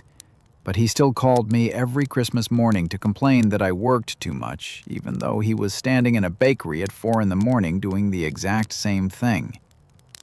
"Who approved it?" I asked. "Preston's office," Mara said. "Signed through Caleb Ross." There it was. Caleb Ross had entered the company 3 months after the accident, wearing expensive glasses and speaking in the calm, polished way of men who have never had to clean grease out of a floor drain at 2 in the morning. Preston introduced him as a chief financial officer with restructuring experience, which was a phrase that usually meant someone knew how to make cruelty look efficient in a spreadsheet. "What are they replacing them with?" "That's the part that made me call." I heard paper rustle on her end. "The new supplier is called Northline Food Partners." They're charging more for lower-grade inventory, but the invoices are padded under service adjustments, logistics recovery fees, packaging premiums, nonsense like that. "Send me what you have." I already did. My phone buzzed against my ear with incoming messages. Photos, invoices, screenshots, internal emails. Mara kept talking, but my eyes moved to the attachments as they loaded one by one. Blurry at first, then sharp enough to make my stomach go cold. The invoices looked clean if you did not know what you were looking at. Too clean, maybe. New vendor codes, rounded figures, maintenance charges bundled under operating support. That was the trick with bad paperwork. It rarely announced itself as fraud. It dressed like administration and hoped you were too tired to ask why the numbers smelled wrong. "What else?" I asked. Mara's voice lowered further. "They're pushing out people." I looked away from the phone. "Who?" "Long-timers first. People who know how things used to be done. Frank in the back kitchen got written up twice in 1 week for minor things. Rosa was told her schedule is being reduced because of labor optimization. Denise from payroll was offered severance if she signs something saying she won't discuss internal operations. Denise had worked for us for 19 years. Her husband had died during the 2nd year of the pandemic, and the staff had taken turns bringing food to her house until she could stand long enough to cook again. She handled payroll like a church secretary handling offering envelopes, with care, memory, and a suspicion of anything that rounded too neatly. "They gave her a silence agreement?" I asked. "They called it a confidentiality acknowledgement." I almost smiled, but there was no humor in it. "Of course they did. There's more." Mara rarely said that, unless she wished there wasn't. I waited. A maintenance fund transfer went out last Friday. Big one. It was supposed to cover the roof repairs at the Dayton location and the freezer replacement in Columbus. I approved those months ago. I know. The money didn't go there. My hand tightened around the phone. Where did it go? Company called Ashford Management Solutions. I had never heard the name, and that alone told me enough to sit straighter. Mara. I looked it up, she said quickly, like she had been waiting for me to object. Basic registration only. New LLC. Mailing address is one of those office suites where 100 companies use the same room number. But there's a contact name buried in one of the payment confirmations. She stopped. I already knew before she said it. Caleb Ross, she whispered. The room seemed to get quieter around me. Not silent. Quiet in the way a house gets when you realize the people sleeping inside it are not just family anymore. They are witnesses, or suspects, or both. Caleb was not restructuring the company. He was bleeding it, and Preston had brought him in. I opened one of the screenshots Mara had sent, an internal email forwarded twice with Preston copied in. The language was careful. Transition, streamlining, confidential, necessary discretion. Words that had never baked a loaf of bread, never refilled coffee for an old man at table 6, never stood beside a crying waitress in the break room and told her she still had a job. Mr. Hargrove? Mara said. I'm here. I didn't want to believe it at first. Neither did I. That was the humiliating truth. Part of me had been slower to accept the corporate betrayal than the personal one. Maybe because the restaurants had always been the place where people behaved better. Not perfect. Never perfect. We had arguments, mistakes, bad hires, bad months. But there was a code there, a living one. You worked hard, you told the truth as much as you could afford to, and you did not take food from a man's table while calling it progress. Preston had no use for that kind of code. Mara, I said, who else knows? Not many. People suspect, but they're scared. Preston's been walking through the flagship with Caleb like they're touring a property they just bought. They don't talk to the staff. They talk around us. I could hear the anger under her voice now, deep and controlled. Yesterday he called the old prep kitchen dead space. Dead space, Mr. Hargrove. That's where Ruth used to make pies before her knees gave out. That's where we kept the birthday candles for staff kids. That's where you slept on a cot the year the expansion almost killed you. I looked toward the closed guest room door. No one moved outside it. For once, I was glad. Mara, I said quietly, listen to me carefully. I am. You are not going to confront Preston. I wasn't planning to hug him. I mean it. So do I. No arguments in the kitchen, no speeches, no warnings. If he asks, you're tired. If Caleb asks, you're confused by the new system but willing to learn. You keep your head down. She was quiet for a moment. You sound like you've done this before. I've been in business 40 years. That's not what I mean. I did not answer, because she was right. This was no longer just business. I looked at the open files on my phone, each one another small piece of what Preston thought he could do, while I was recovering downstairs in a room that had never been mine. Keep collecting, I said. Invoices, emails, names, dates, anything they ask people to sign. If someone is pushed out, get a copy before they leave. If money moves, I want to see where. And then? The question hung there. Simple.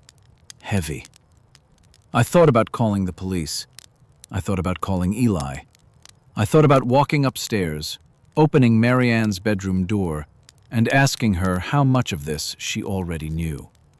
But every version of that ended too early, too messy, too easy for them to twist. A snake does not fear the foot that stomps near its tail. It fears the hand that waits until the head is still. Then we let them get comfortable, I said. Mara did not speak for several seconds. When she did, her voice had changed. Softer now, not weaker. Mr. Hargrove, I don't think they're waiting for you to recover. I stared at the dark window across the room. My reflection looked older in it, blurred by the glass and the night beyond. I know. No, She said. I mean, I think they're preparing for you to disappear. The words landed clean. No drama, no music. Just the truth, spoken by someone who had no reason to hurt me with it, unless she believed I needed to hear it. I closed my eyes. For one ridiculous second, I wished she had not said it. Not because I thought she was wrong, but because some truths become heavier once another person puts them into the room. Mara, I said. Yes? Why did you call me? She sounded almost offended. Because it's yours. That broke something in me more than I expected. Not loudly, not enough to make my voice shake when I answered, but enough that I had to press my thumb hard against the edge of the phone and look down at the blanket until the room settled. My wife had spent months building a case that I was no longer capable of owning my life. My son was carving the company open from the inside, and Mara Quinn, who had every reason to protect her own job and stay quiet until the wreckage passed, called me at midnight because she still remembered who built the table everyone else was trying to sell. Thank you, I said. She cleared her throat. Don't thank me yet. I'm scared. So am I. That was the most honest thing I had said all week. Another silence. Then Mara said, Good. Scared people pay attention. I almost laughed. This time there was a little humor in it. Keep your phone close, I told her. And Mara, Yes? do not trust Caleb Ross with anything that isn't already a copy.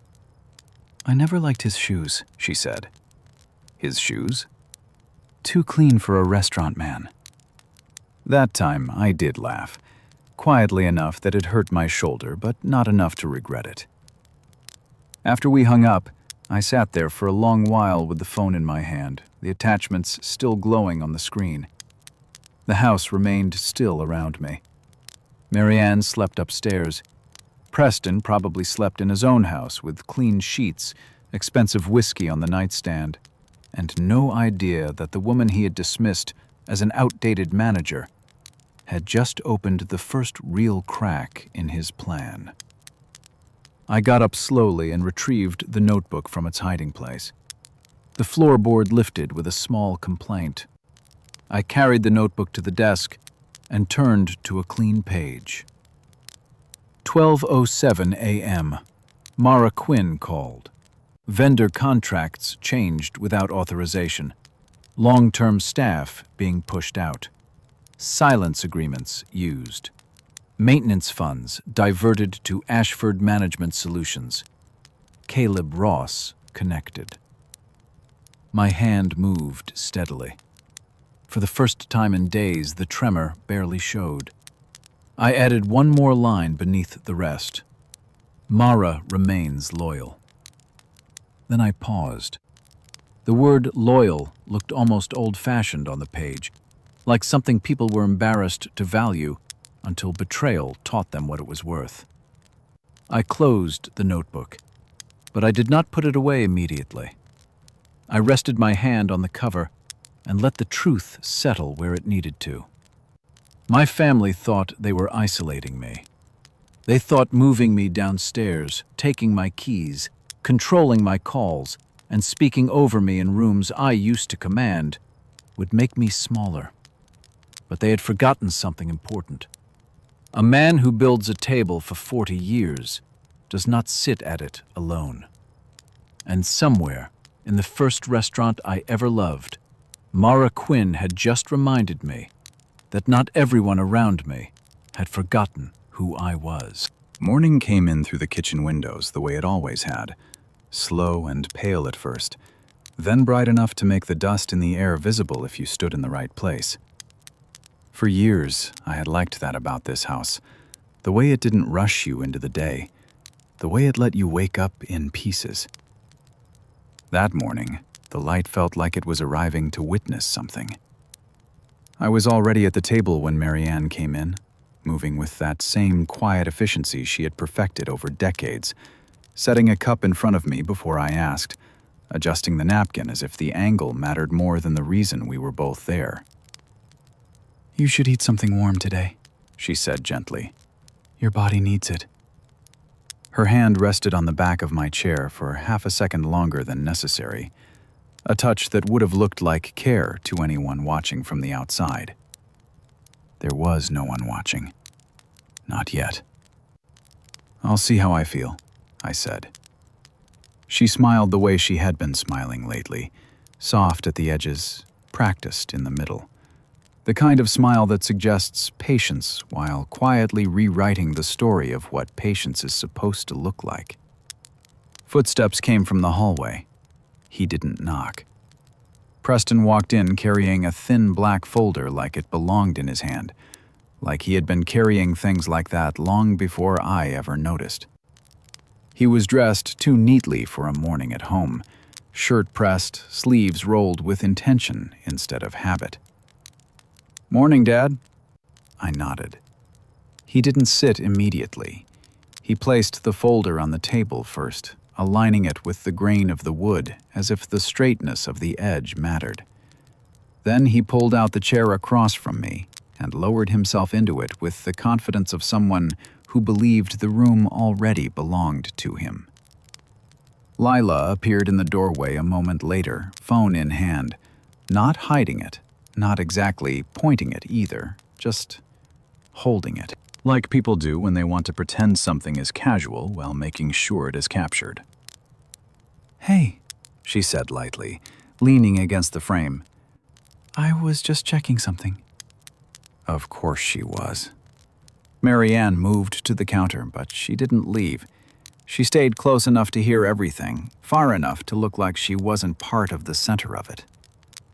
Preston slid the folder toward me. "We need to take care of something," he said. "Just housekeeping, really." I looked at the folder, then at him. What kind of housekeeping requires a folder at breakfast?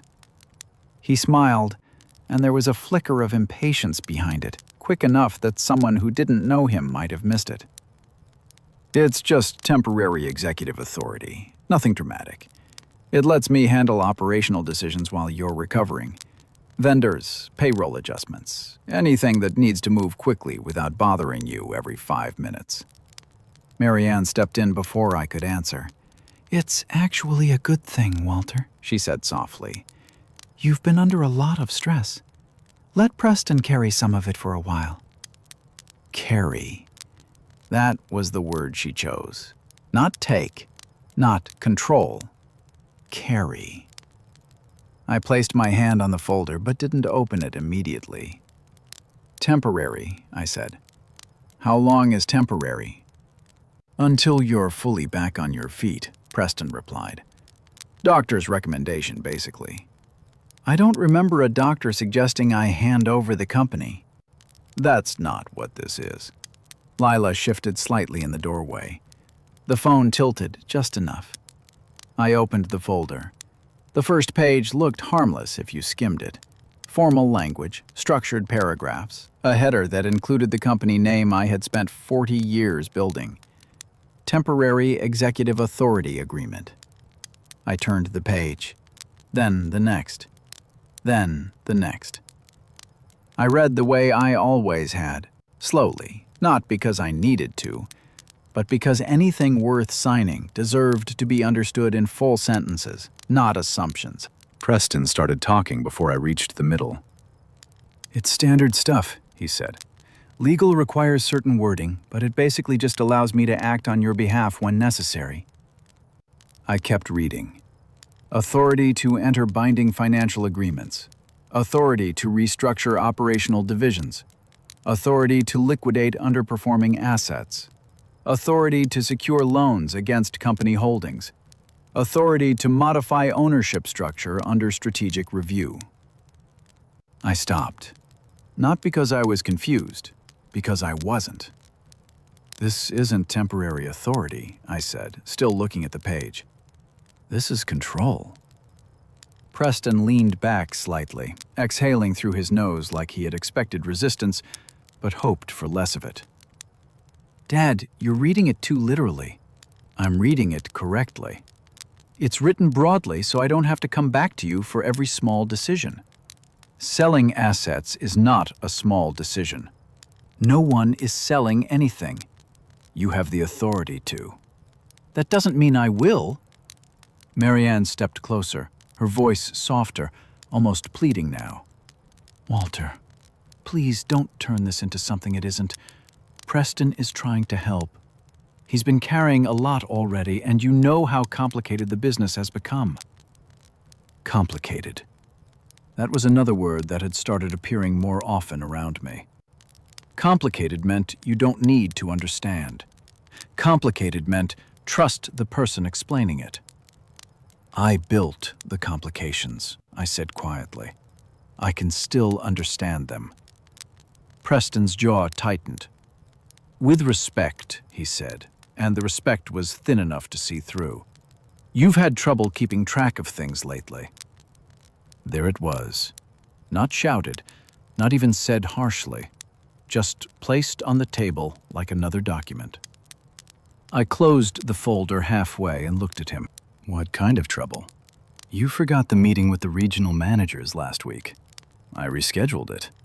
You didn't tell anyone? I told Mara.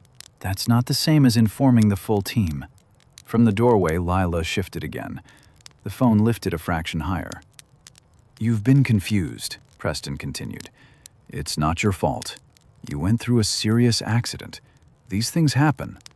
But the company can't pause while you figure things out. I felt Marianne's hand on my shoulder then, light, reassuring to anyone who didn't know what reassurance felt like when it was real. Just sign it, she murmured. Let him take the pressure off you. You can focus on getting better. I opened the folder again, read another line. The grantor acknowledges diminished capacity may impair timely decision-making. My fingers paused on the paper. Did you add this? I asked. It's standard language. It says I may be impaired. It says you might need support.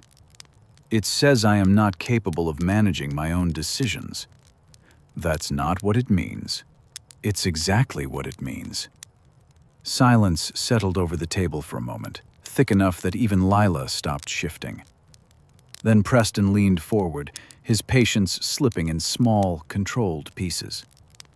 Dad, you're proving my point right now. How? You're getting stuck on phrasing instead of understanding intent. My intent has always been to understand exactly what I'm signing. And right now, you're not able to do that efficiently. There it was again. Not loud, not angry, just consistent. A narrative, repeated calmly until it sounded like fact. Behind him, Lila's phone remained steady. I let my hand rest on the page, let my fingers tremble just enough. Not entirely an act. My body still had its own opinions about mornings. I need a minute, I said. Preston exhaled sharply. We don't really have the luxury of dragging this out. I'm not dragging anything out. You've been saying that for weeks. Meanwhile, things are backing up. Decisions aren't being made. People are waiting. People have been waiting for 40 years, I said. They can wait another hour. That's not how this works anymore. The sentence hung there. Not how this works anymore. I looked up at him. When did it change? When you stopped being able to keep up. Lila's phone caught that. I knew it did. I let the pen Marianne had placed beside the folder roll between my fingers. Then I let it slip. It hit the table, bounced once, and fell to the floor with a small, hollow sound. I watched it go like it had surprised me. "I'm tired," I said. Not entirely untrue. I didn't sleep well. Marianne moved immediately. "See," she said softly, looking at Preston, not at me. "This is exactly what I meant." "I can sign it later," I added, pushing the folder slightly away, "after I've had some rest." Preston didn't reach for it. Not yet. His eyes stayed on me, measuring something. "How much later?" he asked. "Today." That's vague. It's honest. We need this done. You need it done, I said. I need to understand it.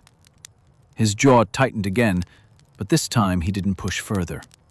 Maybe because Lila was still recording. Maybe because pushing too hard would ruin the version of events they were building. Marianne picked up the pen from the floor and placed it back beside the folder, aligning it carefully, as if the neatness of the objects could smooth the tension in the room. "Go lie down," she said gently. "We'll talk about it later when you're clearer." Clearer. I nodded slowly. As I stood, I let my hand brush against the watch on my wrist. A small movement, unnoticed. The recording had started 3 minutes earlier, when Preston first said the word temporary.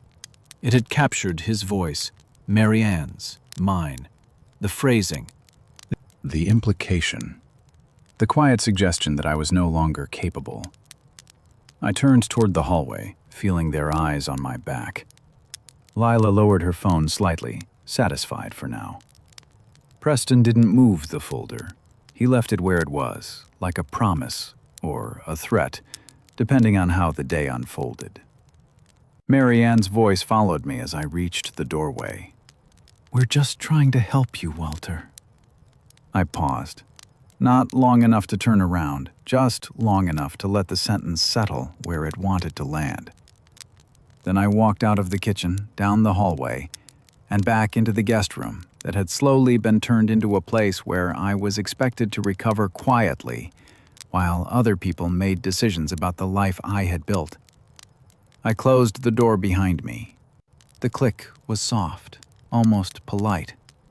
I sat on the edge of the bed and lifted my wrist, pressing the small button again to stop the recording. For a moment, I just held the watch there, listening to my own breathing, steady but heavier than it used to be. Then I placed it carefully on the nightstand, next to the glass of water and the pills I still hadn't taken. On the other side of the wall, I could hear faint movement in the kitchen.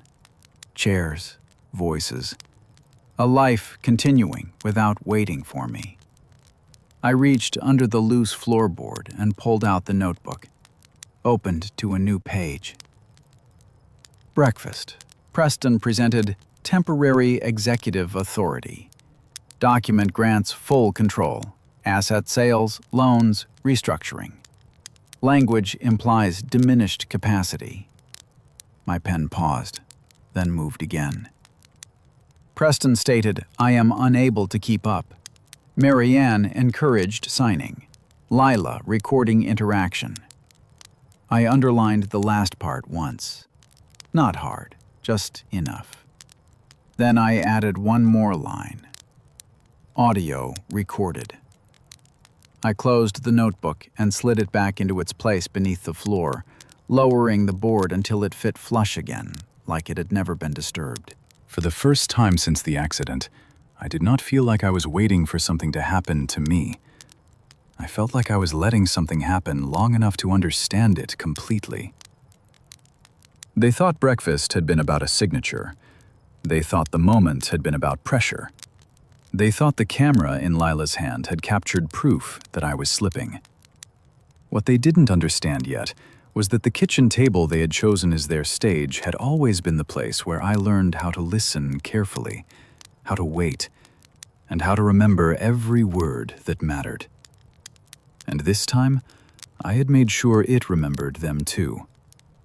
The hardest questions in a family are almost never asked by the adults. Adults know how to step around things. We rename cruelty as concern.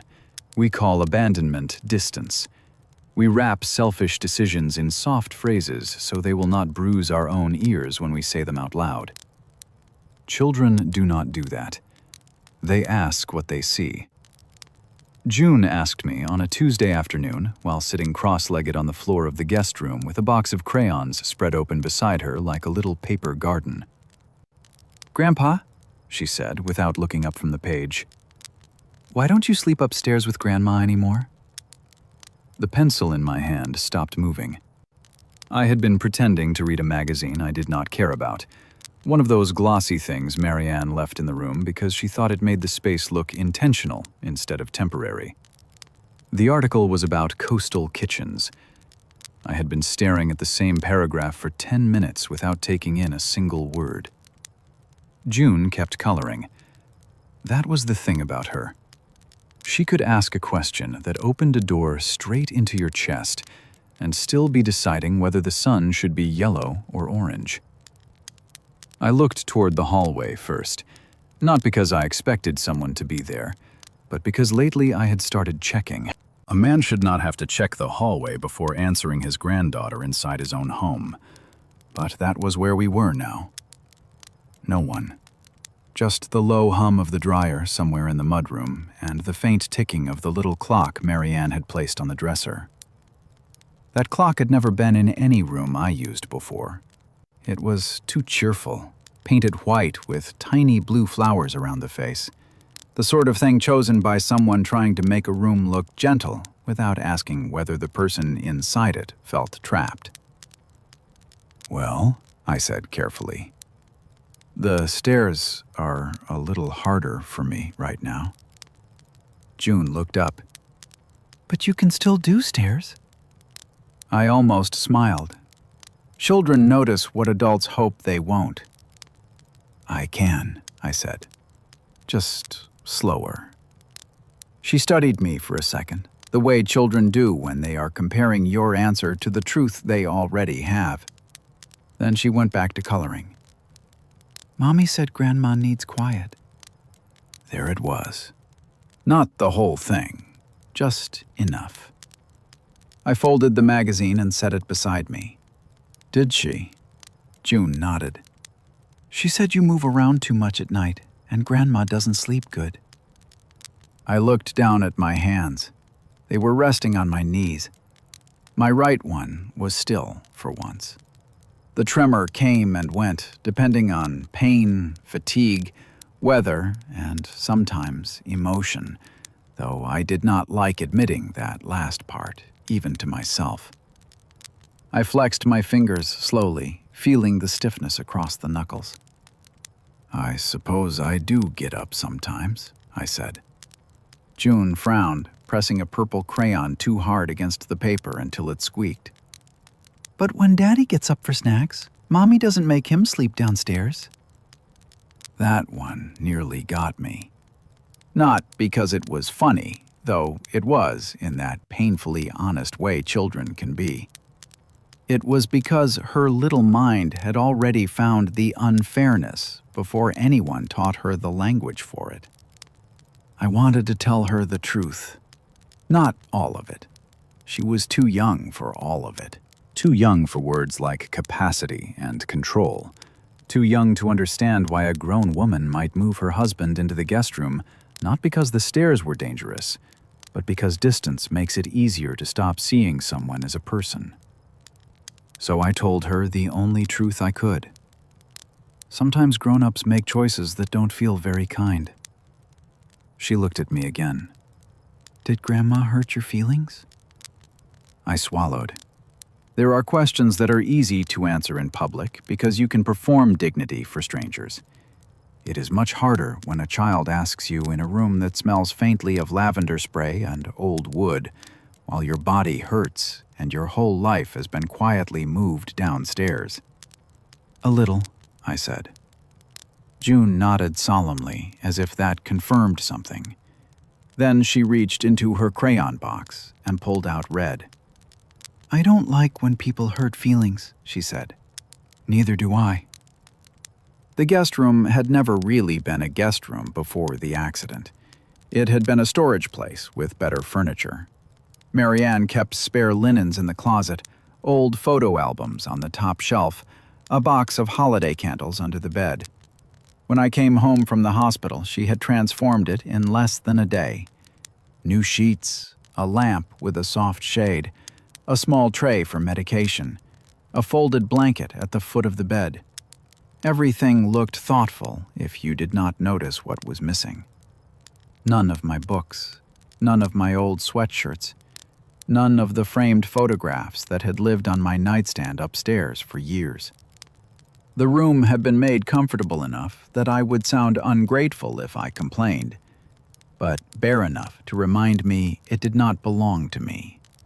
That was Marianne's talent. She could take something away and leave behind a version of it polished enough to make your grief look unreasonable. At first, I told myself the move was temporary.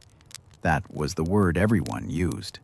Temporary recovery, temporary arrangement, temporary adjustment. But temporary things have a way of hardening if the right people benefit from them. My clothes migrated downstairs one drawer at a time. First pajamas, then socks, then the sweaters Marianne said I wore most often anyway. One morning I found my shaving kit in the downstairs bathroom, placed neatly beside a new toothbrush and a small plastic cup. I stood there, looking at it for longer than I should have. A toothbrush can be a declaration if someone else moves it without asking. June did not know any of that. She only knew Grandpa slept downstairs now. She only knew adults had started speaking about him in lowered voices. She only knew he ate slower, walked slower, and sometimes people looked at him like they were waiting for him to fail. That was what frightened me most. Not that Preston and Lila disrespected me. I could survive disrespect. I had spent enough years in business to know how cheap it was. What frightened me was the possibility that June would learn from them. Not through lectures, maybe, not directly. Children learn most from what is treated as normal.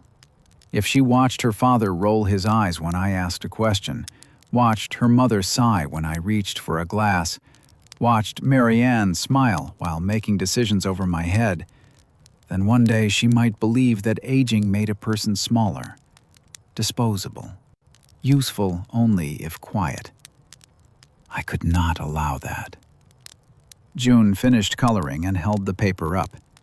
It was the restaurant again. Not exactly the same as before. This time the sign was bigger, crooked in the way she remembered from the old photos, and there were people standing outside the door.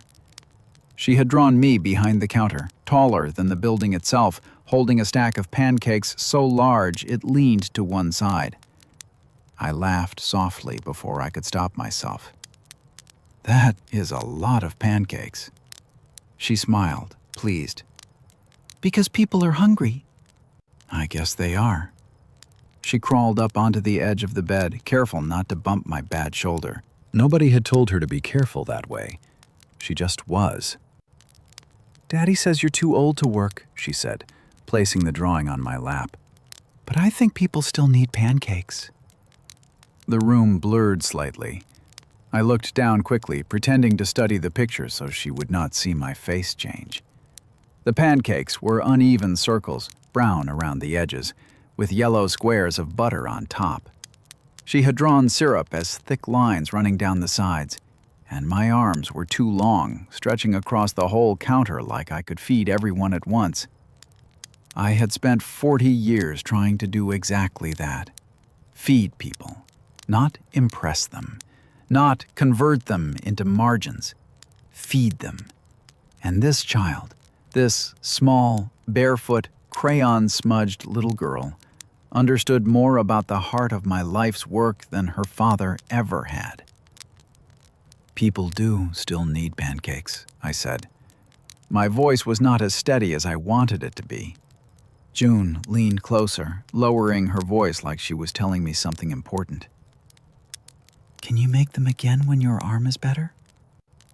I looked at my right shoulder, at the place where pain still lived like a tenant who refused to move out. I hope so. You made bear ones once. I remember. One had a weird ear. That was your pancake. You ate the weird ear first. She giggled, and for a moment the room felt less like a place I had been moved into, and more like a place where I could still be found. Then Lila's voice came from the hallway. "June, where are you?" The little girl's smile faded in the smallest way. "In here," she called. Lila appeared in the doorway, phone in one hand, car keys in the other, sunglasses pushed up into her hair like she had just come from somewhere more important than the room she had entered. "Oh," she said, seeing us. "There you are." June held up the drawing. "I made Grandpa pancakes." Lila glanced at it for half a second. "That's sweet, honey, but Grandpa needs rest. Remember what we said?" We don't bother him too much. Bother. The word hit harder because June heard it too. She looked down at the paper in my lap. "I wasn't bothering," she said quietly. Lila's expression tightened. Not much, just enough to warn a child not to make things difficult. "I didn't say you were. Come on, your dad is waiting." June slid off the bed. Before she left, she looked back at me. "You can keep it," she said. "I will."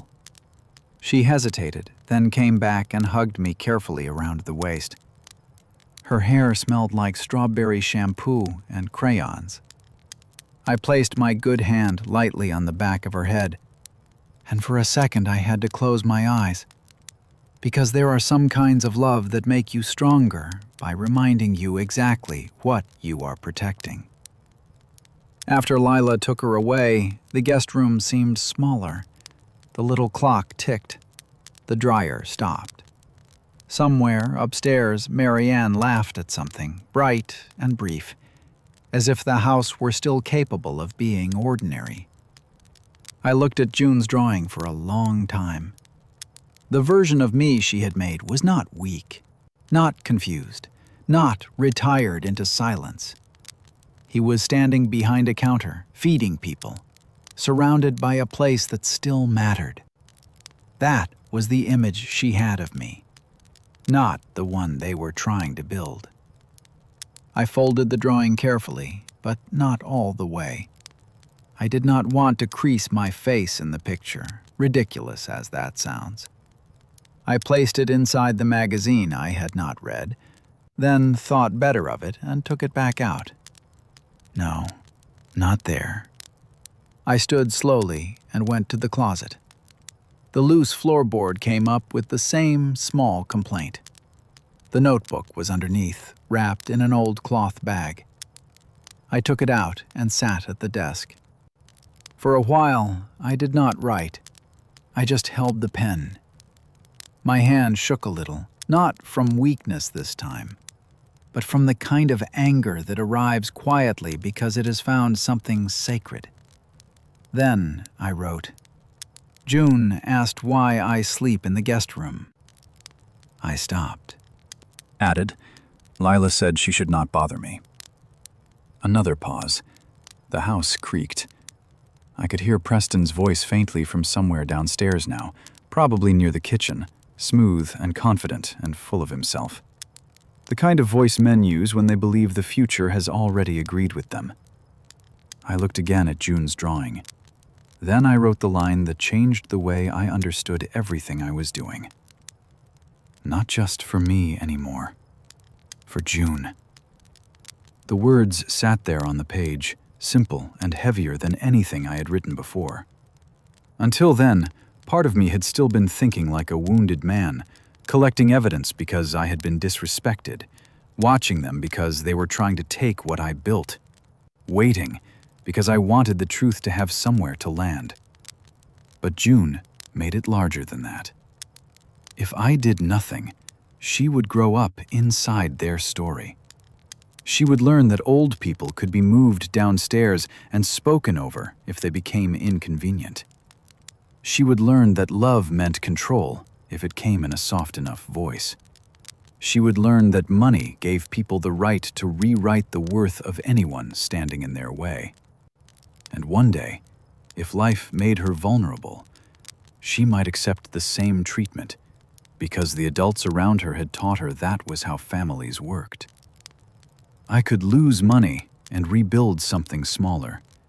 I could lose a title and still know my own name. But I would not let them teach that child cruelty and call it inheritance. I closed the notebook. This time, I did not hide it immediately. I placed June's drawing between the pages first, right beside the line I had written. Then I closed it gently, like I was putting something living inside. When the floorboard was back in place, I sat on the edge of the bed and listened to the house. For the first time, I was not only hearing betrayal. I was hearing what would happen if I allowed it to continue. That changed the weight of everything. Preston thought he was fighting for control of a company. Marianne thought she was arranging a clean transfer of power. Lila thought she was keeping her daughter away from a fading old man. They were all wrong. They had brought June close enough for me to remember what a legacy was supposed to protect. And once I understood that, the question was no longer whether I had the strength to stop them. The question was how much of their world I would have to dismantle to make sure she never became like them. The boardroom smelled the same. That was the first thing I noticed when I stepped inside, before anyone spoke, before any eyes lifted to measure how much of me had survived the accident. Polished wood, coffee that had been poured too early and left to sit just long enough to lose its warmth. A faint trace of lemon cleaner that never quite covered the history soaked into the table. I had sat at that table for decades, signed contracts there, fired people there, saved people there, watched the company grow from something fragile into something that could carry other families on its back. The room had not changed. The way it held me had. "Mr. Hargrove," someone said, standing halfway as I entered. I nodded, acknowledging the gesture without encouraging it. Formal respect had a way of becoming performance when power shifted. People stood not because they believed you still led, but because they remembered you used to. Preston was already at the far end of the table, not in his usual seat along the side where he had spent years watching, learning, waiting. At the head. He didn't stand when I came in. He didn't need to. The room told me everything before he did.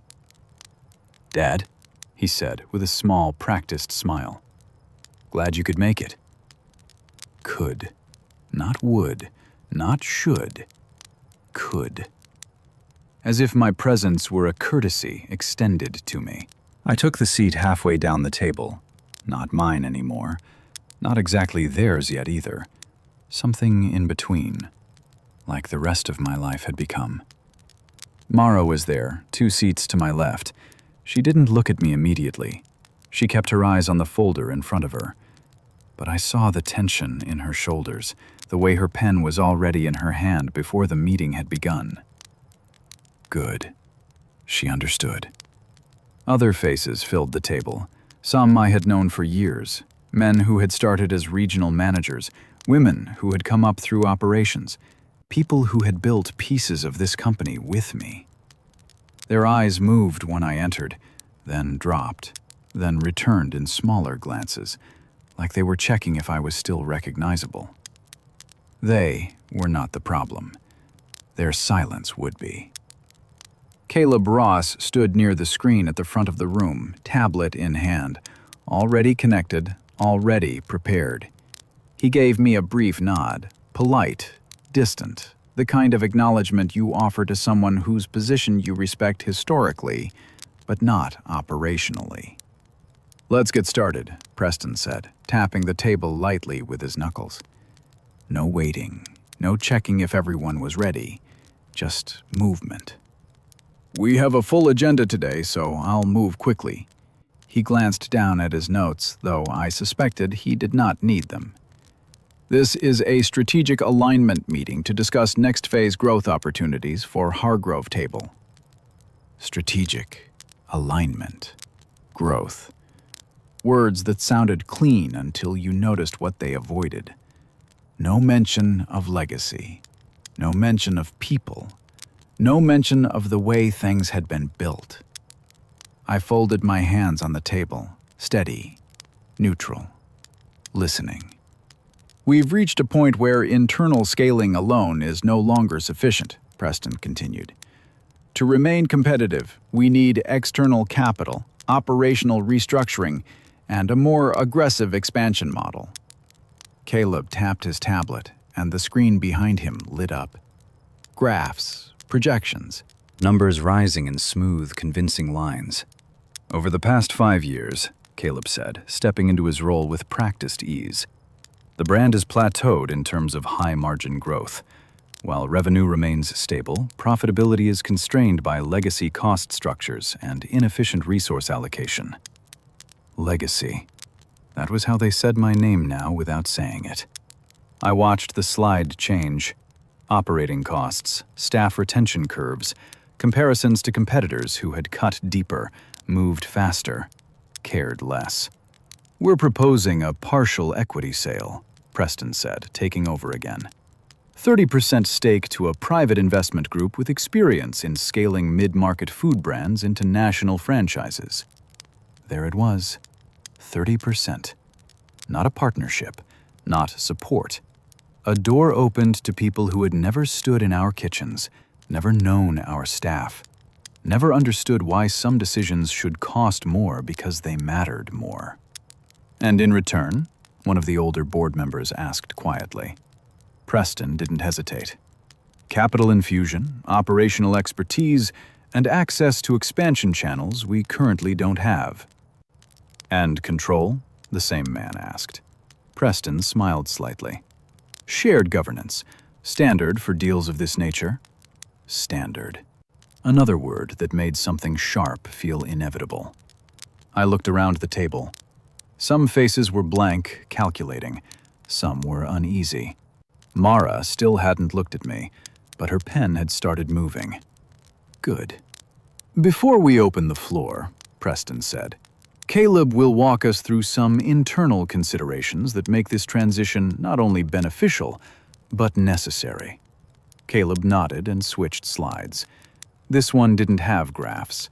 It had words. And my name. Leadership Continuity Risk Assessment.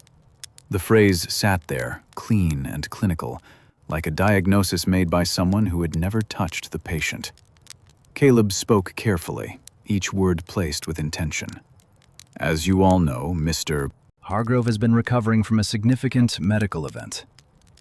Not accident, not injury. Event. We're grateful for his decades of leadership, he continued, glancing at me just long enough to acknowledge the past before stepping over it. But from an operational standpoint, we've observed increasing delays in decision-making, communication inconsistencies, and challenges in maintaining oversight across multiple locations. I did not move. I let the words land. I let the room absorb them. Given the scale of the organization today, Caleb said, these factors introduce risk, not because of intent, but because of capacity. Capacity, there it was again. The quiet removal of a man's authority by reframing it as concern. A new slide appeared, bullet points, delayed approvals, missed communications, inconsistent oversight. Each one vague enough to sound true, specific enough to feel documented. I recognized none of them, but I recognized the structure. Build a case, repeat it calmly. Let others fill in the gaps with their own fear. Are you suggesting Mr. Hargrove is no longer capable of leading? Someone asked, voice tight. Caleb didn't answer immediately. He looked at Preston. Preston nodded almost imperceptibly. Caleb turned back to the room. We're suggesting that, at this stage, Relying solely on his leadership presents a material risk to the company. There it was, not a statement, a suggestion, one that carried the same weight. Before anyone could respond, Preston lifted a hand slightly. "I want to be clear," he said, his tone shifting into something softer, almost respectful. "This is not about removing my father from the company. It's about protecting what he built." Protecting. Another word that had started to mean the opposite of what it used to. "He will always be the founder," Preston continued. "His vision is the foundation of everything we do." But we have to be honest about where we are today and what the business needs to survive. Survive? As if I had been starving it. A small chime sounded from the speaker at the center of the table. Video call. Preston glanced at the screen. "Right on time," he said. The monitor shifted. Marianne's face appeared, framed neatly, lighting soft, expression composed in that same careful way she used in public spaces. "Good morning," she said. Her voice carried through the room, gentle, warm. For a moment, if you did not know her, you might have thought she was there to support me. "Marianne," Preston said, "we're discussing leadership continuity and wanted your perspective." Of course they did. She looked directly into the camera, not at me. "At home," she began, "Walter has good days and difficult days." The room stilled. "Since the accident, there have been moments where he seems disoriented, forgetful. He asks the same questions more than once. He gets overwhelmed by details that used to be simple for him." Each word landed like it had been practiced, not exaggerated, not dramatic, just enough. "I say this with love," she added softly, "because I want what's best for him and for the company." Love. Always love. That was how she wrapped it. I felt Mara shift slightly beside me. Someone at the far end of the table cleared his throat, uncomfortable. No one interrupted. No one said, "That's not what we've seen." No one said, "We should verify that." Silence is rarely neutral. It leans toward whoever speaks with the most confidence. Preston let the room sit in that silence for a moment longer, then nodded to Caleb. The slides ended. The proposal hung in the air, fully built now. External investment, operational control, leadership transition. A founder redefined as symbolic. "Questions?" Preston asked. There were a few, careful ones. Financial clarifications, timeline considerations. Nothing that touched the center. Nothing that challenged the narrative that had just been constructed. I watched them, one by one. Men who had once argued with me over $10,000 now nodded through the idea of selling 30% of the company. Women who had pushed back on staffing cuts now avoided eye contact when long-term employees were described as inefficiencies. They were not cowards, not entirely. They were afraid of losing position, of being on the wrong side of change, of standing alone in a room that had already decided which direction it was moving. I knew that fear. I had managed it in others for years. Now I was watching it win.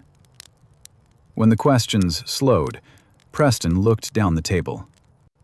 "Dad," he said, as if remembering I was there, "do you want to add anything?" All the eyes turned, some quickly, some reluctantly, some with something like apology already forming behind them. I could have spoken. I could have dismantled the proposal piece by piece. I could have pointed to the inconsistencies, the vague accusations, the financial risks hidden beneath the clean language. I could have told them about Mara's call, about the vendors, about the money being moved, about Caleb Ross and his clean shoes. I could have, but it would have been the wrong moment. Truth, spoken too early, becomes noise. and noise is easy to ignore when a room has already chosen comfort. So I placed my hands on the table, felt the familiar wood beneath my fingers, looked at each of them, not quickly, not accusingly, just long enough to remember. Then I stood. The chair moved softly behind me. "I understand," I said. Nothing more. No defense, no argument, no plea. Just that. I understand.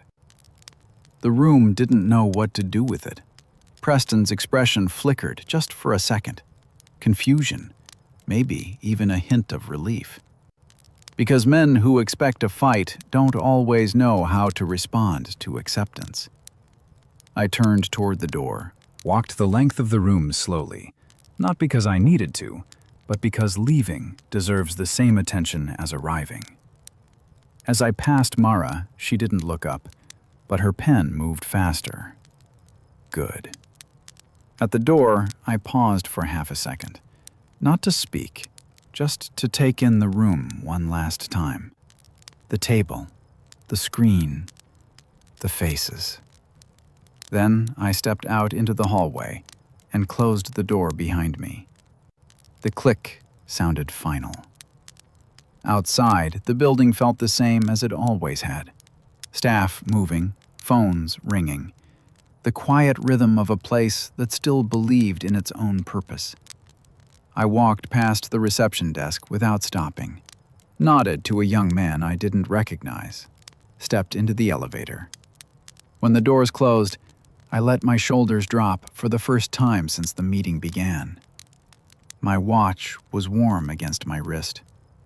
I pressed the side button once, gently. The recording stopped.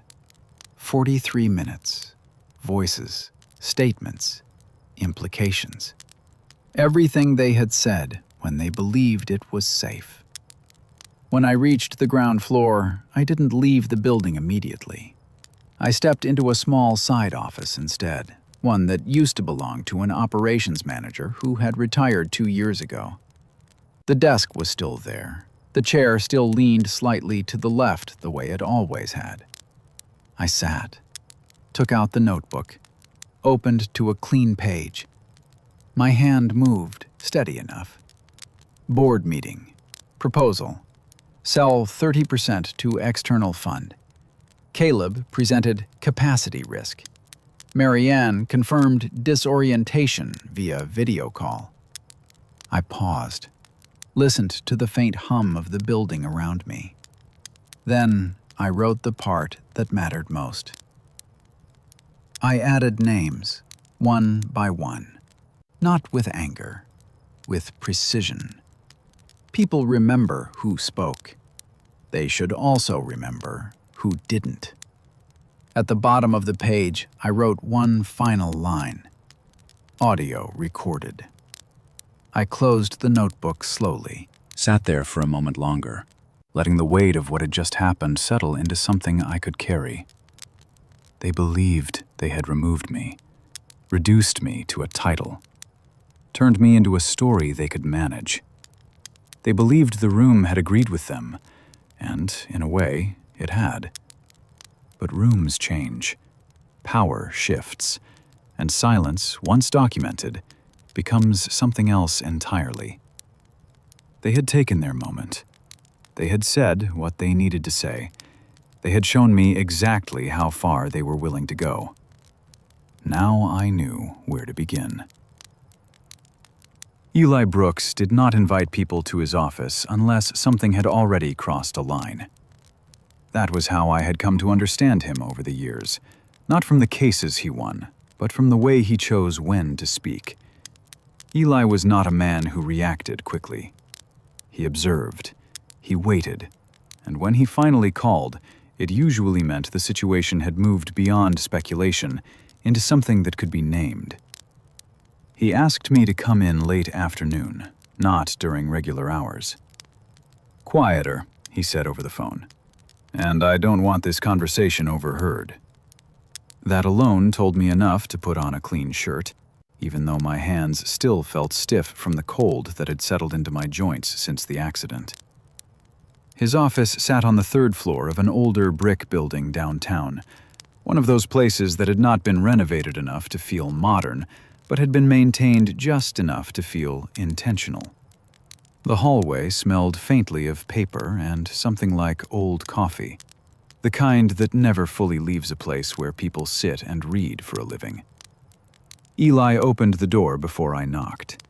He took one look at me, not in the polite way people had been looking at me lately, but in the old way, the way that measured whether I was still myself. "You made it," he said.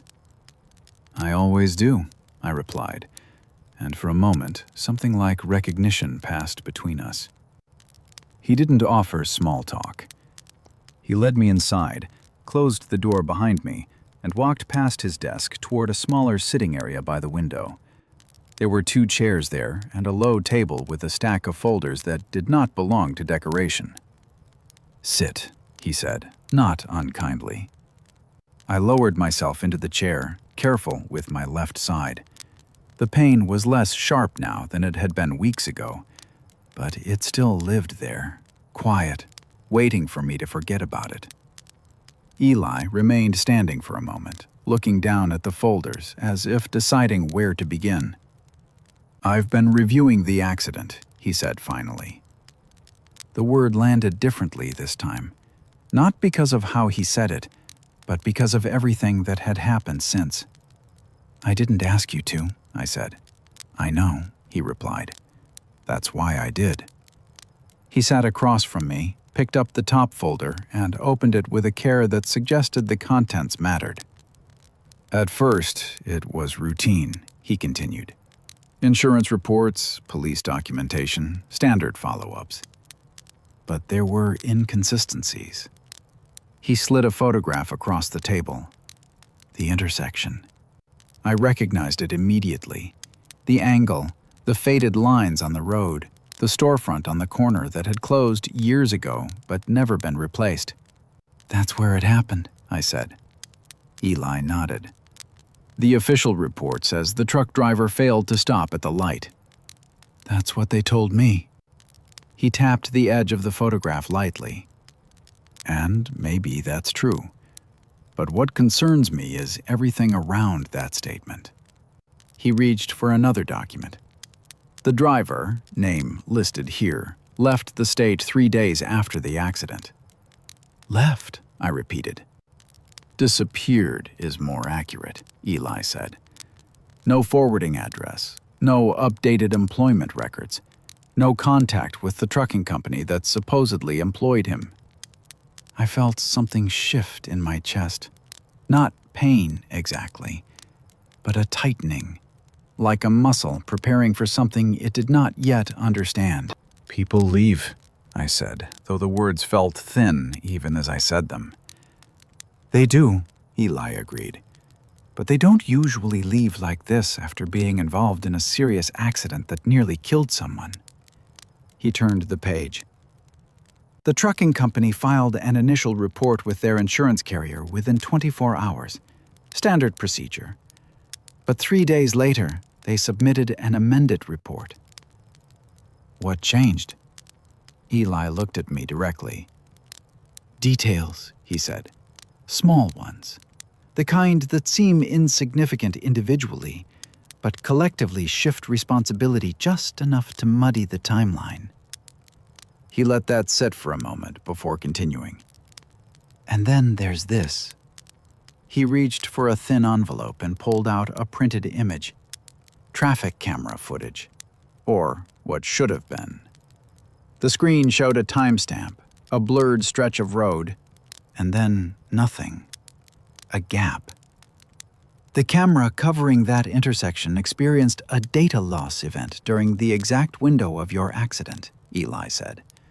"Not before, not after, just that window." I stared at the image, at the absence where something should have been. "How often does that happen?" I asked. Eli didn't soften his answer. "Almost never." The room felt smaller, quieter, like the air had been adjusted without my noticing. For a moment, I said nothing. I let the pieces arrange themselves slowly, not forcing them, just allowing them to sit beside each other. Driver disappears, report changes, camera loses data. Individually, they were odd. Together, they leaned in a direction I had not wanted to consider. Eli closed the folder gently. "There's more," he said. Of course there was. "There's always more," I replied, and I heard the dryness in my own voice. He reached for his phone, tapped the screen, and turned it toward me. An email from Mara. Subject line, "You need to see this." Attached was a document, a transfer record. The amount was not small. It was the kind of number that required approval, signatures, awareness. The sender, a corporate entity I recognized, one of the newer vendors Preston had approved. The recipient, a name I did not recognize immediately, but something about it tugged at memory. "Look closer," Eli said. I leaned in, reading it again. The last name, the spelling. It matched. Not exactly the same format as the accident report, but close enough to feel intentional. "Is that," I began. "The same name as the truck driver," Eli finished. The words did not hit all at once. They settled, slowly, heavily, as if my mind needed time to accept that what I was looking at was not coincidence. Mara had added a note beneath the document. Payment routed through Shell Company linked to Caleb Ross. I leaned back in the chair, the wood pressing against my spine. For a long time, I had believed something simpler, that the accident had been real, and everything that followed had been opportunistic, that my family had seen weakness and moved to take advantage of it. Ugly, yes. Cruel, certainly. But still within the boundaries of something human. This was something else. Maybe you know what it feels like to be treated as useful only when you are paying the bills, fixing the problems, or keeping everyone else comfortable. Maybe you've been the quiet one at the table, swallowing hurt because you didn't want to break the family apart. If so, Walter's next choice may feel painfully familiar. I let my hand rest on the arm of the chair, feeling the faint tremor that had become more noticeable since the accident. Not fear, not exactly. Something colder. "They didn't just use it," I said quietly. "They may have made it happen." Eli did not rush to agree, but he did not correct me either. "That's one possible interpretation," he said carefully. "And it's one we need to consider seriously." I looked at the documents again, at the numbers, at the names, at the small, precise ways everything had been arranged. "How far does this go?" I asked. "That depends on what we can prove," Eli replied. "Right now we have irregularities, financial links, and missing data. It's enough to raise suspicion, not enough yet to build a case that would hold in court." "Or with the police," I said. "Correct." The word hung there, practical and unyielding. I rubbed my thumb slowly along the edge of the chair, grounding myself in something physical. "If we take this to the police now," Eli continued, "we trigger an investigation. That has advantages. It also has risks." "Such as?" "They get time," he said. "Time to align their stories. Time to close gaps. Time to make anything we haven't found yet disappear." I thought of Preston at the head of the table, of Marianne on the screen, speaking softly about my difficult days, of Caleb, calm and precise, presenting my life as a risk factor. They were already moving, already building, already assuming I was one step behind. Eli watched me carefully. "What do you want to do?" he asked. The question was simple. The answer was not. For most of my life, I had believed in addressing problems directly. You see something wrong, you fix it. You confront it. You bring it into the light. But this was not a broken pipe or a bad contract. This was something built in layers, quiet, deliberate, and it had been built under my roof. I exhaled slowly. "Not yet," I said. Eli didn't react immediately. "Not yet?" he repeated. "I don't want them to know we're looking," I said. "Not until we see everything." He leaned back slightly, studying me. "They're already moving against you," he said. "You saw that at the board meeting." "I know," I replied, "which is exactly why we don't interrupt them." There was a pause, long enough for the idea to settle. "You want them to continue," Eli said, not as a question, but as a realization. I want them to believe they already won, I said. I looked at the documents again, then back at him. I want them to walk into the room thinking I'm already buried. The words did not come from anger. They came from clarity. Eli's expression changed just slightly. Not approval, not concern. Recognition. "All right," he said after a moment. "Then we do this carefully." He closed the folders, stacked them with the kind of precision that suggested this was not the first time he had prepared for something like this. "We gather everything," he continued. "Financial records, communications, any additional links between Caleb, the shell companies, and the driver. We verify, we document, and we build a timeline that doesn't leave room for interpretation." "And Mara?" I asked. "She continues what she's doing," Eli said. "Quietly. No confrontation. No changes that would alert them." I nodded. That matched what I had already told her. "And you," Eli added, his gaze steady now. "You need to be careful." "I have been careful for 40 years, I said. He shook his head slightly. "This is different. Before, you were protecting a business. Now, you're protecting yourself." I held his gaze. "I'm not sure there's a difference anymore." The room fell quiet again. Not heavy, just full. We had crossed into something neither of us could pretend was simple. After a while, Eli stood. "I'll start pulling additional records," he said. "I'll also reach out to a contact in transportation regulation, see if we can track anything on the driver beyond what's on file." I stood as well, slower, feeling the stiffness in my side. "Thank you," I said. He nodded once. "Don't thank me yet." At the door, he paused. "Walter," he said. I turned back.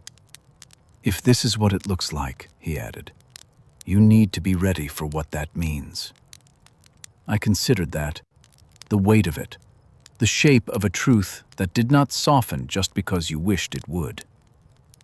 "I am," I said. It wasn't entirely true, but it was close enough to stand on. When I stepped back out into the hallway, the building felt the same as when I had entered. Quiet, unremarkable. People passing without noticing me. The world does not adjust itself when your understanding of it changes. It keeps moving. I walked down the stairs instead of taking the elevator, one step at a time, careful, deliberate. At the bottom, I paused, my hand resting briefly on the railing. Driver disappears. Money moves. Camera goes blind. Family smiles. I stepped outside into the late afternoon light, the air cooler than it had been earlier, carrying that faint edge that comes when the day is starting to let go. For weeks, I had been asking myself how far they were willing to go. Now, I had a different question. How far had they already gone? And more importantly, how far was I willing to follow them to find out? They called it a retirement dinner because celebration sounds better than removal. That was the first lesson of the evening. If you put enough white tablecloths over something ugly, if you light enough candles, if you invite enough people who prefer polite lies over uncomfortable truth, you can make a burial look like an honor. You can take a man's life work, dress it in gratitude, and hand it to someone else while everyone claps. Preston chose the first restaurant. Not the corporate headquarters, not the hotel ballroom where investors liked to feel important, not one of the newer locations with glass walls and private dining rooms designed by people who had never washed a dish in their lives. The original Hargrove table. The narrow little building in Ohio where I had burned my first batch of bread, slept on a cot beside the walk-in cooler, and learned that a business does not become real when the bank approves the loan. It becomes real when people start depending on it. He said it was sentimental. That was the word he used when he told me. "It should be there, Dad," he said, standing in the doorway of the guest room with his phone in one hand and his schedule in the other. Full circle moment. The founder honored where it all began. I looked at him for a long second. He had rehearsed that line. I could hear it in the smoothness. "That was thoughtful," I said. He smiled, relieved that I had made it easy. "It'll be good for everyone," he said. "Good for the company, good for morale, good for the press." There it was, the real order of importance. Company, morale, press. Somewhere far below those things was me. The night of the dinner, the restaurant looked almost like itself, but not entirely. That bothered me more than I expected. They had rented extra lighting, brought in floral arrangements too tall for the tables, replaced the usual chalkboard specials with printed menus on thick cream paper. Someone had covered the old burn mark near the kitchen entrance with a standing banner that read, "Honoring Walter Hargrove, a legacy of service." A legacy. Past tense, dressed as respect. Mara was near the hostess stand when I arrived. She wore a dark green dress and her usual reading glasses, though she was not reading anything. Her eyes met mine for less than a second, just enough. Then she looked away. Good. We had agreed to that. No closeness tonight, no visible loyalty. Not in a room where Preston was watching for anything he could use. The place was full beyond what it should have held comfortably. Nearly 300 people packed into a restaurant built for far fewer, spilling into the tented area behind the building, where portable heaters hummed and waiters moved carefully between rented cocktail tables. Investors, local reporters, suppliers, board members, a few longtime employees who looked like they did not know whether they had been invited to celebrate me or witness something being taken. I recognized faces from 30 years ago. Men who had lent me equipment when mine broke. Women who had worked double shifts during snowstorms. Former servers, now gray-haired, standing near the back with careful smiles and wet eyes. They knew. Maybe not all of it, but enough. Preston stood near the front with Lila beside him, both of them dressed for the kind of photograph they hoped would appear in business journals. He wore a navy suit that looked too expensive for that room. Lila wore white, which felt deliberate in a way I did not want to waste time examining. Marianne sat at the front table, dabbing at her eyes before the speeches even began. She was preparing early. I was given a seat slightly off-center, close enough to look honored, not close enough to look in charge. Dinner was served family style, or at least what someone from Preston's new team thought family style meant. Small cast-iron dishes, polished serving spoons, food arranged too carefully to feel generous. I watched an old line cook named Hector stare at the new plating like someone had translated his language badly. No one asked me about the menu. That, too, was a kind of speech. When the plates were cleared and coffee cups began appearing, Preston stepped up to the microphone. The room quieted. He waited for it, enjoyed it. I saw that clearly then. Not the way a nervous son waits before honoring his father, but the way a man waits for a room to recognize that power has moved toward him. "Thank you all for being here tonight," he began. "This place means more to our family than words can express." Our family. I looked down at my hands. They were folded on the table beside a cup of coffee I had not touched. My father started Hargrove Table with grit, instinct, and a belief that food could bring people together, Preston continued. And for that, we owe him tremendous gratitude. People clapped, soft at first, then fuller. I nodded once, because that was what the moment required. Preston turned slightly toward me, smiling for the cameras. "He built something remarkable in another era," he said. "An era when a handshake and a hot meal were enough to grow a business." Some people chuckled politely. I did not. "But the world changes," he continued. "Markets change. Customers change. And a company that refuses to evolve becomes a monument instead of a movement." There it was, the knife wrapped in velvet. "My father did well in the old world," Preston said, his voice warm enough to pass as admiration if you were not listening closely. "But Hargrove Table now needs a sharper, younger mind. Someone prepared to build not just kitchens, but an empire." My chest did not tighten. That surprised me. Maybe because I had already grieved this privately.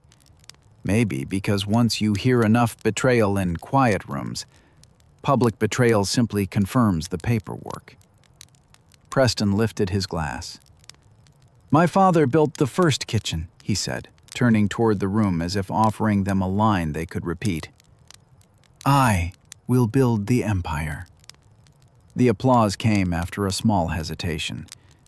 Not everyone clapped, but enough did. Enough always do. Then Lila stepped forward, with a remote in her hand. "We also put together something special," she said brightly. "A little tribute to Walter's journey, especially these last few months." The screen behind Preston lit up. At first, it showed old photographs. Me, younger, standing in front of the original sign. Marianne beside me, smiling with flower on her sleeve. Preston, as a boy, asleep in a booth with his one-eyed stuffed animal tucked under his arm. For a few seconds, it almost hurt in an honest way. Then the music softened. The images changed. A video of me dropping a glass in the kitchen after my hand spasmed. Another clip of me pausing in the hallway, edited just long enough to look lost. Another of me asking Preston to repeat a question during a noisy family lunch, cut before the part where I answered it correctly. A murmur moved through the room. Lila stood near the screen with a tender expression arranged on her face, as if she were sharing evidence of vulnerability rather than building a case. Marianne lifted a napkin to her eyes. Perfectly timed. Preston placed a hand over his heart. Even better. I sat there while 300 people watched a version of me assembled from fragments, each clip chosen to make me look smaller than I was. Not broken enough to pity openly, but diminished enough to justify what came next. That was the purpose. Not honor. Preparation. When the video ended, the room stayed quiet. Preston returned to the microphone, voice lowered now. "As a family, we have had to face difficult realities," he said. "My father's accident changed many things, and while we are grateful every day that he is still with us, we also recognize that leadership requires clarity, stamina, and the ability to carry the full weight of this company." He looked at me. The cameras followed. "So tonight," he said, "with love and respect, we begin a transition. with love and respect. I almost admired the cruelty of it. The room shifted around me. Some people avoided my eyes. Others watched too directly, hungry for discomfort, the way certain people always are when someone else's dignity is being taken apart in public. Mara stood near the back wall, her face still. Only her hands betrayed her. One fist closed around a folded napkin. Preston lifted his glass again. "To Walter Hargrove," he said, "founder, father, the man who gave us the first table." Founder, father, first. All words that placed me behind him. The toast rose around the room. I remained seated for one beat too long. Then I stood. A few people noticed first, then more. The sound died unevenly, table by table, until the only thing I could hear was the faint hum of the heaters outside and the old buildings settling around us. Preston turned, still smiling, though the smile had stiffened. "Dad," he said into the microphone. "Of course. Would you like to say a few words?" He expected gratitude, maybe a little confusion, maybe a trembling thank you that could be folded neatly into the story he had prepared. I walked toward the front slowly. Not weakly, slowly. There is a difference, though men like Preston rarely notice it. The floorboards creaked beneath my shoes in the same places they always had, near the third table, beside the old counter, just before the kitchen entrance. I knew every sound that room could make, and as I reached the microphone, I felt, for the first time that night, that the building still recognized me. Preston held the microphone out. I took it. Our fingers almost touched. He pulled back first. I looked at the room, at the investors, at the reporters, at the employees who had grown older beside me, at Marianne, still holding her napkin like a prop, at Lila, phone already raised again. Then I looked at Preston. Not with anger, not yet. With something quieter, something he did not know how to read. "For 40 years," I said, "I believed a name was something you earned every day after it was given to you." The room went completely still. Preston's expression shifted. Not much. Enough. I turned slightly toward him, letting the silence gather before I placed the next words exactly where they needed to land. "Before you inherit a name," I said, "you should know where your own came from." The microphone picked up the small sound Marianne made. Not a gasp, not fully. More like the breath leaving someone who had just realized a locked door was opening in public. Preston's face changed. For the first time that night, he did not look like a man preparing to become king. He looked like a boy who had heard something moving in the dark and suddenly understood it was coming for him. The room did not erupt when I finished that sentence. It didn't need to. Silence, when it comes at the right moment, does more damage than noise ever could. It spreads slowly, table by table, face by face, until people begin to realize they are part of something they did not fully understand when they agreed to attend. Preston did not speak right away. That told me more than anything he could have said. He was calculating, searching for the angle that would turn this back into something he controlled, something that could be reframed as confusion, as age, as a man slipping at the worst possible moment. I had seen him do it before in smaller ways, smoothing over awkward conversations, redirecting tension with charm. But this was not a moment that could be redirected, not cleanly. "Dad," he said finally, forcing a small laugh that didn't quite reach his eyes, "I think maybe this isn't the place for—" "It is exactly the place," I said, not raising my voice, not rushing the words, letting them land with the same calm I had used when teaching a new hire how to carry 3 plates without dropping one. The microphone picked up the steadiness. That mattered. I turned slightly, not away from him, but toward the room, toward the people who had come expecting a story about succession and were now realizing they were sitting inside something else entirely. For most of my life, I continued, I believed that what we build is measured in numbers, locations, revenue, growth charts that make investors feel safe. A few heads nodded automatically, out of habit more than agreement. But the truth is, I said, the only thing that lasts is what we choose to do with the people who depend on us. I let my gaze settle on Preston again.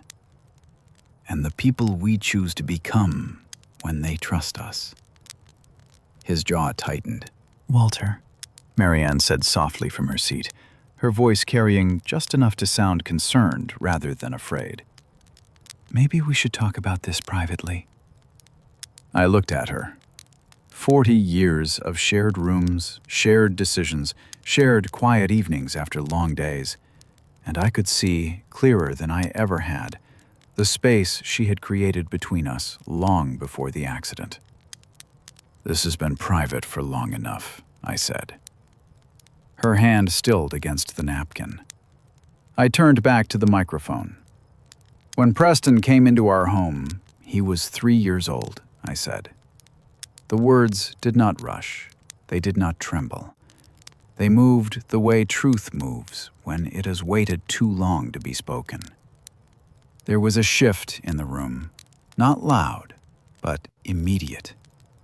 People leaned forward without realizing it. Preston blinked once, then again, as if his body needed time to catch up with what his ears had heard. I remember the first night, I continued. He wouldn't sleep. Not because he was difficult, but because he didn't understand where he was.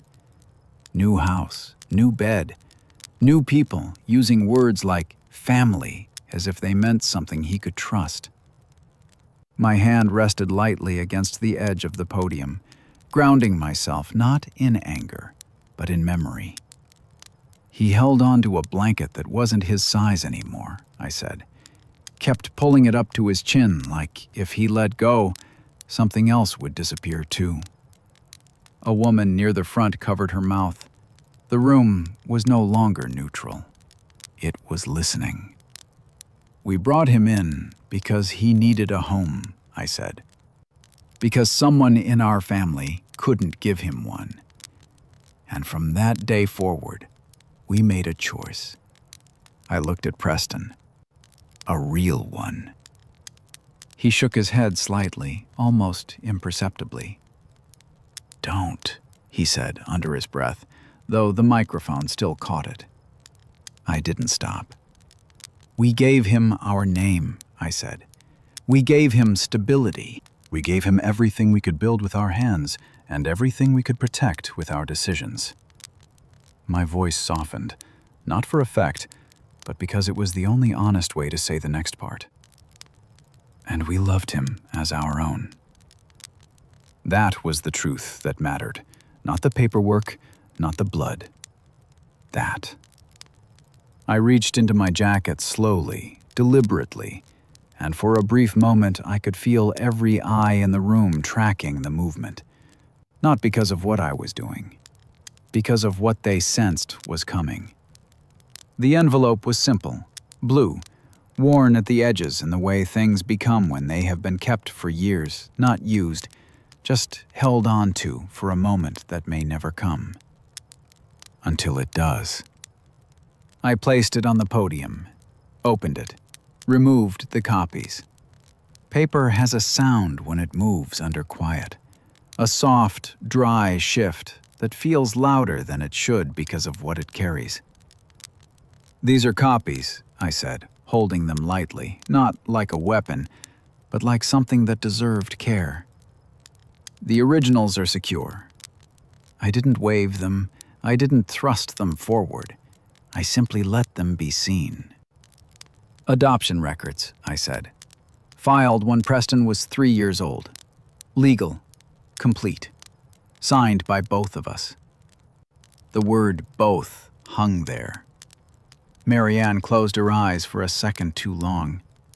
Preston's face drained of color, not all at once, but in stages, like something inside him was pulling back.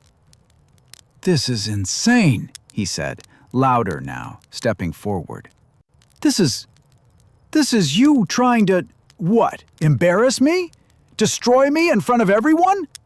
His voice cracked at the edges, not because he wanted it to, but because he had not prepared for this direction. I met his anger without raising mine. "You were never less my son because I adopted you," I said. The room stilled again, completely. Every sound that had been whispering at the edges fell away. "You became less my son," I continued, "when you decided I was worth more dead than alive." The words did not echo. They landed. Hard. Final. Preston's composure broke then. "That's a lie," he snapped, stepping closer, his hand half raised as if pointing at me would anchor him again.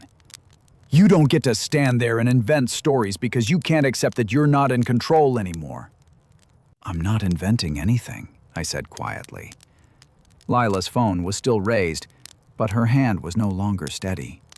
Marianne stood halfway, then sat back down again, her movements small, uncertain, as if she were trying to decide which version of the evening she still belonged to. "You knew," I said, turning to her. It wasn't an accusation. It was a statement. Her lips parted, but no words came. "You knew from the beginning," I continued, "and you chose to keep it hidden, not to protect him." I let the next part settle before I spoke it. "To protect the version of this family that suited you." A low murmur moved through the room. Not outrage. Recognition. Preston laughed then, sharp and brittle. "So what?" he said. "So I'm adopted. That changes nothing. I built this company just as much as you did. I earned my place." "No," I said, and for the first time that night there was steel in it. "You were given a place," I said, "and you had every opportunity to honor it." I set the papers back on the podium, carefully. "You don't lose that because of where you came from," I continued. "You lose it because of what you choose to do with it." His eyes burned now, not with confusion, but with something closer to panic. Because the foundation he had been standing on, the assumption that his position was inevitable, that his inheritance was automatic, had shifted in front of an audience that would remember this moment long after the evening ended. "There is something else you should all understand," I said, turning back to the room. This was where the structure mattered. Not emotion, not memory. Structure. "The company you are looking at tonight," I said, "is not owned the way many of you believe." I could see Caleb at the edge of the room now, his posture tightening. "Control of Hargrove Table," I continued, "does not pass automatically through family. It is held in a private trust." The words moved through the room like a current. "Established years ago," I said, "for one reason: to ensure that what was built could not be dismantled by impulse, pressure, or greed." Preston shook his head, more forcefully now. "You're not serious," he said. You told me." "I told you what you needed to hear at the time," I said. "And now?" he demanded. "Now," I replied, "you hear what you need to understand." I let the silence stretch again, long enough for the weight of it to settle into every corner of the room. "You do not inherit control of this company by default," I said. "Not today, not because of tonight, not because of anything you have done behind closed doors." The last part was deliberate. Not explained, not yet. Just placed where it would begin to grow in the minds of people who had seen enough business to recognize when a statement carried more than it revealed. Preston stood there, breathing harder than he realized, the image of the composed successor slipping piece by piece. Around him, people were no longer watching me. They were watching him, measuring, reconsidering. The empire he had announced minutes earlier no longer looked like something he was stepping into. It looked like something he might not be able to reach at all. I looked at him one last time, not with anger, not with triumph, with something that had taken me too long to understand. Clarity. A name, I said quietly, is not a right. It is a responsibility. I stepped back from the microphone, and for the first time that night, I felt the room shift away from him and toward the truth he had never expected to face in public. The first voice that broke the silence did not belong to Preston. It belonged to Marianne. "No," she said, and the word came out sharper than anything she had allowed herself to sound all night, cutting through the room before she could soften it into something more acceptable. "No, you can't do this." Her chair scraped against the floor as she stood, the napkin falling from her hand without her noticing. For the first time since the evening began, she wasn't performing for the room. She was reacting. "I saw it," she continued, her voice rising, not fully controlled now. "The will. You showed it to me. Everything goes to Preston. Everything." There it was. Not grief, not betrayal. Ownership. The room shifted again, but differently this time. Not curiosity, not discomfort. Calculation. People were no longer watching a family unravel. They were watching a structure collapse. I didn't move back to the microphone immediately. I let her words settle, let the certainty in them hang long enough for everyone to feel how confident she had been until this moment. Then I stepped forward again. "What you saw," I said, my voice even, almost conversational in its steadiness, "was a document." Marianne shook her head, already rejecting what she hadn't heard yet. "It was the will," she insisted. "You signed it. It was an old will," I said. The correction was quiet, precise, and it landed harder than if I had raised my voice. The air in the room changed again. Marianne's expression faltered, just slightly, the way it does when a person realizes the ground they have been standing on is not as solid as they believed. "That document," I continued, "was drafted years ago, under different circumstances, with different assumptions about the people who would one day be affected by it." Preston's eyes flicked toward her, just for a second. "Enough." "And like any document," I said, "it can be replaced." The word replaced moved through the room like a slow crack spreading through glass. Marianne's mouth opened, then closed again. "When?" she asked, her voice lower now, not weaker, but stripped of its certainty. "After the accident," I said. I let that settle, because it mattered. Because everything they had done since then had been built on the belief that the accident had made me smaller, less capable, less aware, less in control. "I had time," I continued. "More time than anyone realized. Time to listen, time to observe, time to understand exactly what was being arranged around me." Preston took a step forward. "You're bluffing," he said, though there was no conviction in it. "You weren't even... half the time you didn't know what day it was." I looked at him, really looked. "I knew enough," I said. The room didn't react loudly, but there was a collective shift, the kind that happens when a story people thought they understood begins to reorganize itself. "I met with Eli," I continued. Privately.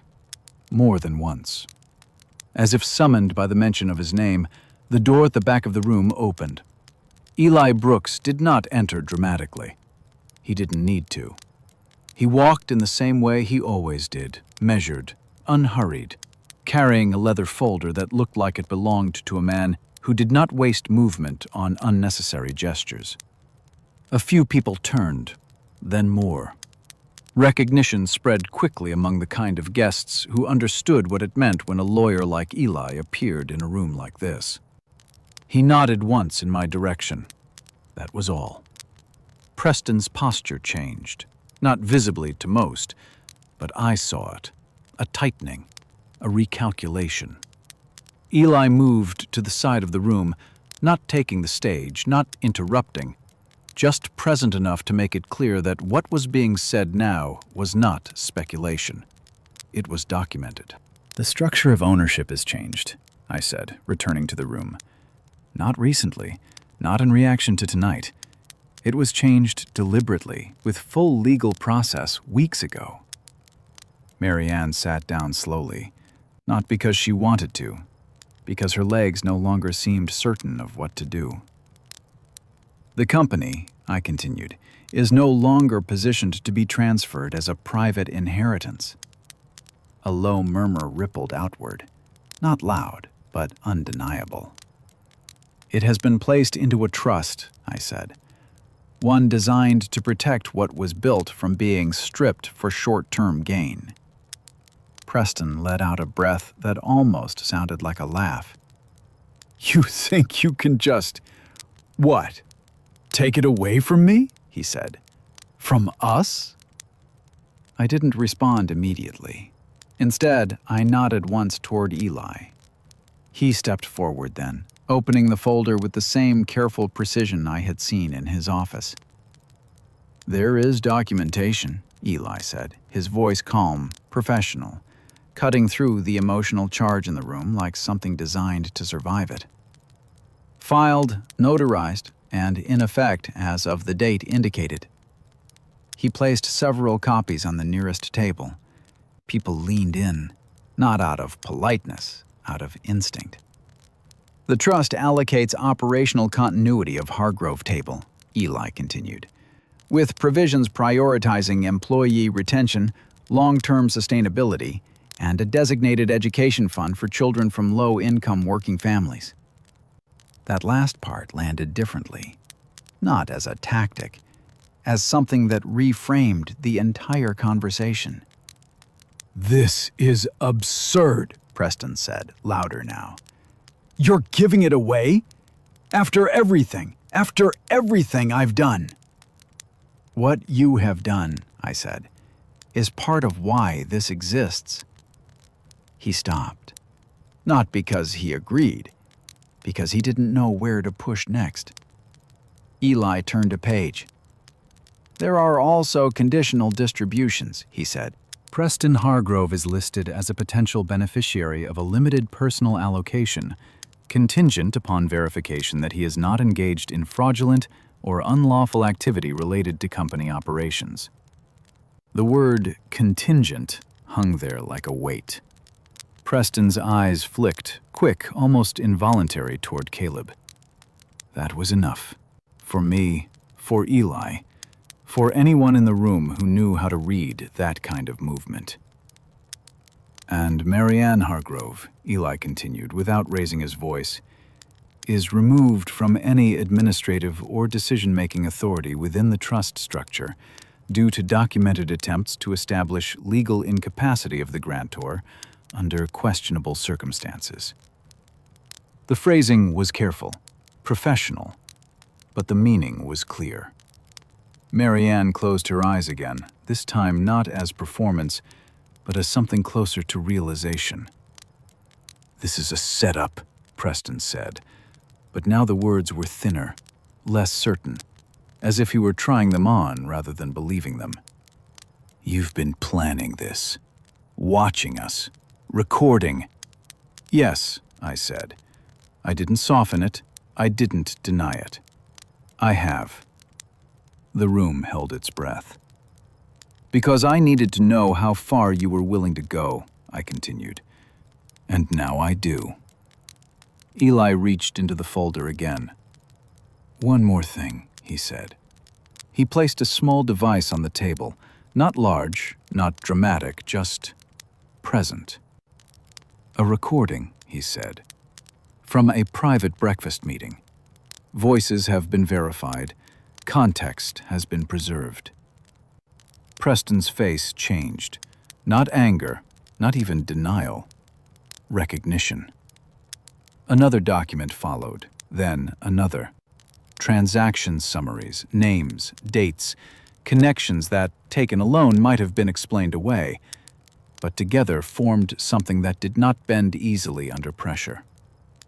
Mara Quinn has also provided a formal statement, Eli added, along with supporting documentation regarding internal financial irregularities and vendor reallocations. At the mention of her name, a few heads turned toward the back again.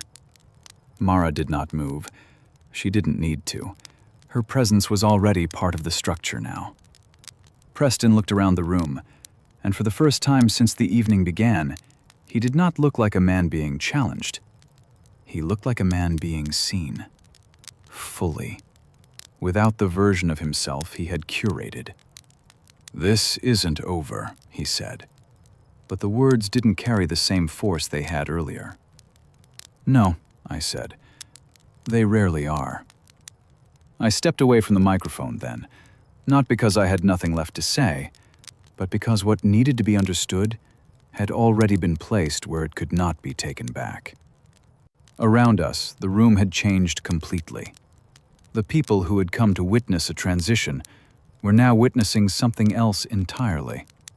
Not a passing of power, a reversal. Slow, deliberate, complete. And as I moved back toward my seat, I could feel it settle into the space between us. They had spent weeks, maybe months, believing they were hunting something weak.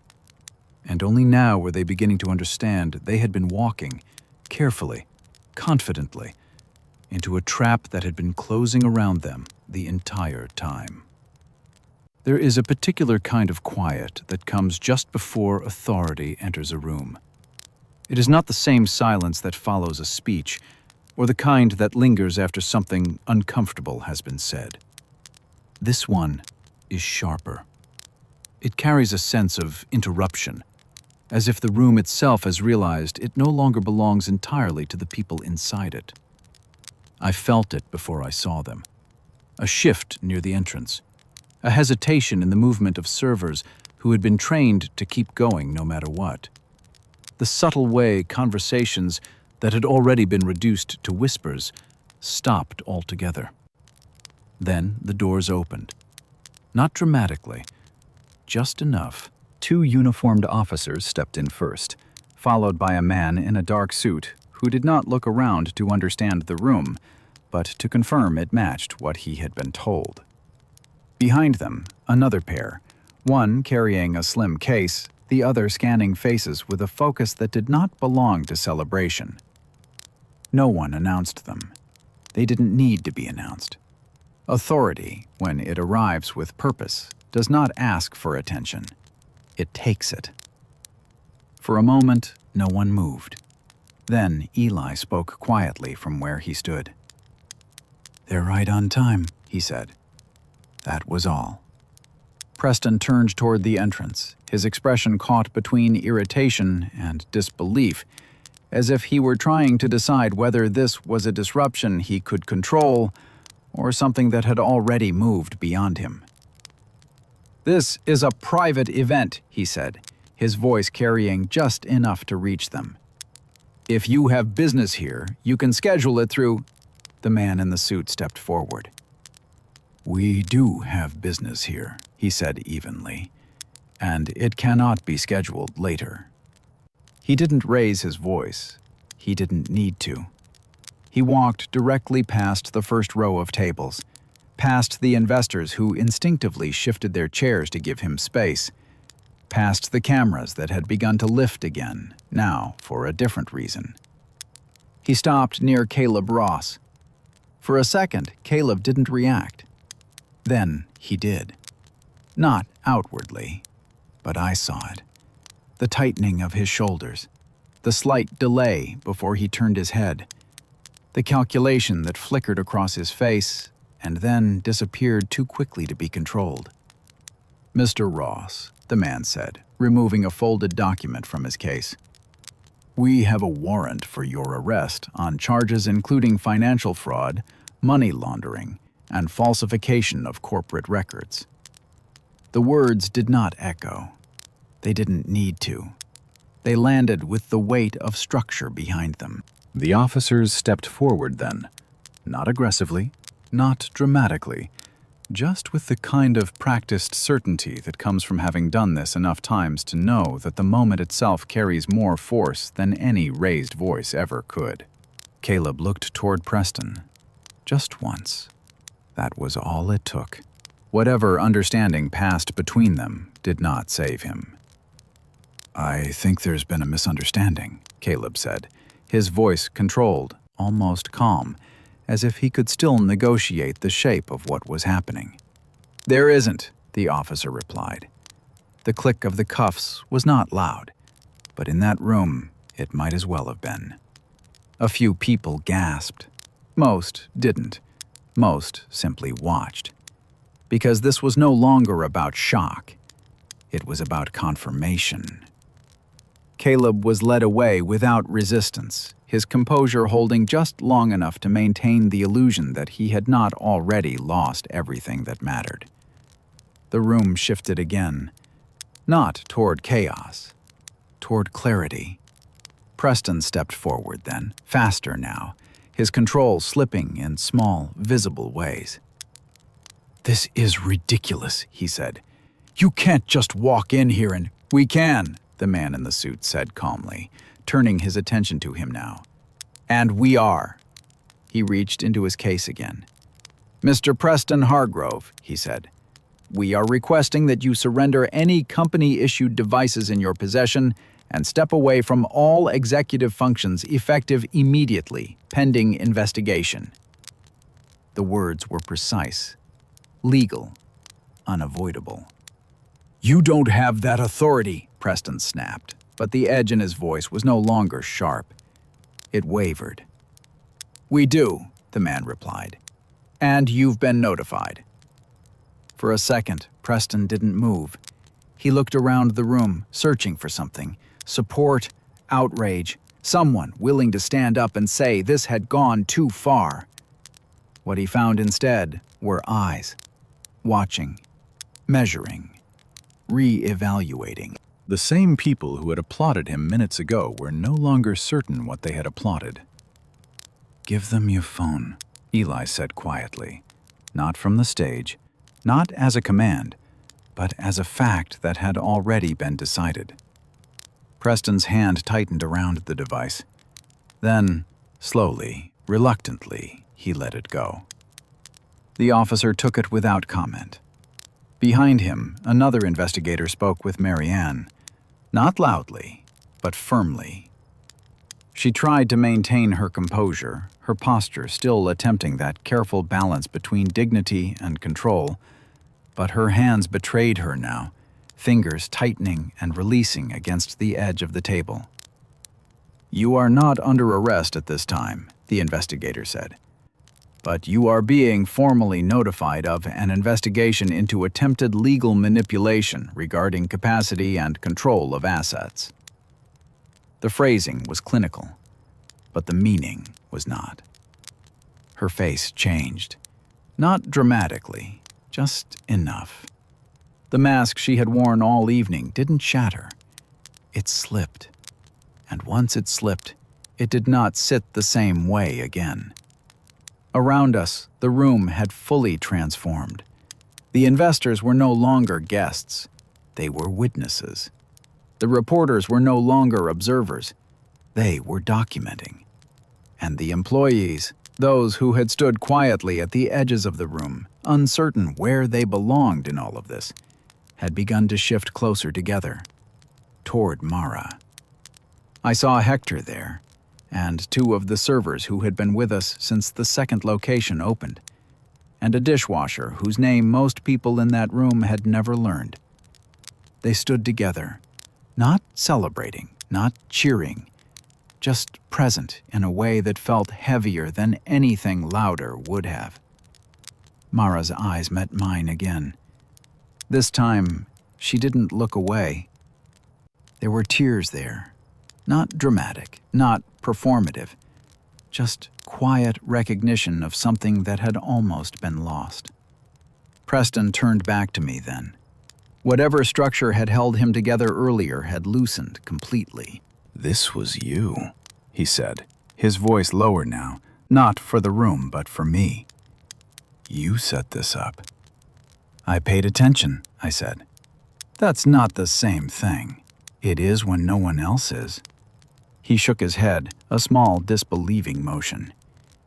"You're destroying everything," he said. "For what? To prove a point?" I considered that, not because I needed to, because I wanted to be certain the answer I gave was the one that would remain when everything else faded. "I'm protecting it," I said. "The difference is who it belongs to." For a long moment, he said nothing. Then something in him shifted again, not outward, inward. He stepped closer, too close for performance now. This was not for the room. It was for me. "Dad," he said. The word landed differently this time, not as a title, as a reach. "I didn't," he began, then stopped, the sentence collapsing under the weight of everything that had already been revealed. "I can fix this," he said instead. "Whatever this is, we can—" I looked at him, at the man he had become, at the boy I had once carried into a house he did not understand. And for a moment, there was something there. Not forgiveness, not yet, but memory. Then it passed. "A son," I said quietly, so that only he and those closest could hear it clearly, "does not feed his father scraps from the floor." His face broke then, not loudly, not dramatically, just enough. He stepped back, not pushed, not forced, because there was nowhere left to step forward. Behind him, the structure he had been building was already being dismantled piece by piece, not by anger, not by revenge in the way people imagine it, but by something steadier, consequence. I turned back to the room, not to reclaim it, to restore it. "Hargrove Table will not be sold," I said. My voice carried, not because I raised it, because the room had learned to listen. "It will not be stripped, divided, or reduced to a number on a sheet for someone who never stood in a kitchen at 6 in the morning." A few of the older employees lowered their heads, not in shame, in relief. "It will continue," I said, "the way it was meant to, with the people who built it, for the people who depend on it." No applause followed, and that was right. This was not a performance, it was a correction. As the officers guided Preston toward the exit, not in cuffs, but without authority, without position, without the structure he had relied on, the room parted for him. Not out of respect, out of distance. The same distance people create when they realize someone standing among them no longer belongs in the way they once did. Marianne remained where she was, her posture upright, her expression composed in pieces that no longer fit together. Mara stood with the others, and I remained at the front of the room that had once been mine, then almost lost, and now, quietly, firmly, was no longer in question. Not because I had taken it back, because it had never truly left. For a long time, I just looked at it. Then I folded it carefully, slid it into my jacket pocket, not as evidence, as something to carry. Because in the end, That was what remained. Not the contracts, not the arguments, not even the betrayal in the way people expect it to define a life. But the small, ordinary things that prove what something was always meant to be. Mara didn't say anything for a while. Then, quietly, she placed a fresh cup of coffee in front of me. "The morning crowd asked about you," she said. "Same table, same orders." I nodded, not because I didn't have words, because I finally understood I didn't need them. Near the front window, the door opened. I didn't turn right away. I knew that walk. Slower now, less certain. Preston stood there just inside the doorway, not stepping in, not leaving. For a second, he looked like someone who had walked into the wrong place. Then his eyes found me. We didn't speak, not at first. He took a step forward, then stopped again, like something in him still believed he could rewind everything if he chose the right words. "You really just let it end like that?" he asked. His voice wasn't angry anymore. It was thinner than that, almost confused. I leaned back slightly in the chair. "No," I said. "You did." That hit him. Not loud, but deep. "I made mistakes," he said quickly. "We all did. You didn't have to destroy everything." There it was again. Not regret, just a different version of the same thinking. I looked at him for a long moment, long enough for the silence to stop protecting him. "I didn't destroy anything," I said. "I stopped pretending it wasn't already broken." His jaw tightened. "You could have handled it privately," he said. "You didn't have to turn everyone against me." I almost smiled, not because it was funny, because even now, he thought this was about reputation. "I didn't turn anyone against you," I said quietly. "I just stopped standing in front of what you were doing." That was the closest he got to understanding. You could see it, for a second. Then it slipped, like it always had. He looked around the restaurant, at the staff, at Mara, at the tables that had been here longer than most of the people who sat at them. And for the first time, he looked like someone who realized none of it recognized him anymore. "You really think they'll choose you over me?" he asked. It wasn't a challenge. It was fear. I shook my head slowly. "They're not choosing me," I said. "They're choosing what you never understood." He didn't ask what that was, because deep down, he already knew. For a moment, he just stood there. Then he gave a small, dismissive shake of his head, like he was rejecting the entire reality instead of facing it. "You should have just let it happen," he muttered again. "It would have been easier." I held his gaze. "It would have been easier," I said. Then I added, just enough for him to carry it with him. "But easy is what people choose when they don't build anything themselves." That was it. No shouting, no speech, nothing to argue with. This time, when he turned, he didn't look back. The door closed behind him, and this time, it didn't feel unfinished. It felt done. Mara exhaled softly behind the counter. "You okay?" she asked. I looked down at the pocket where the drawing sat, then back at the room, at the people who stayed, at the place that never needed me to be anything other than what I was. "I am now," I said. And for the first time, that wasn't something I had to convince myself of.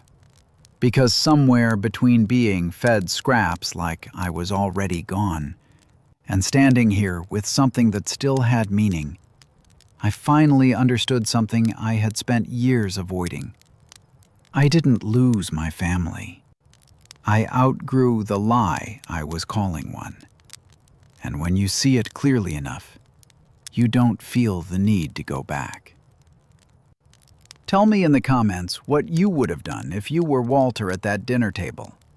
Subscribe for more emotional stories about family, betrayal, and finding your strength again.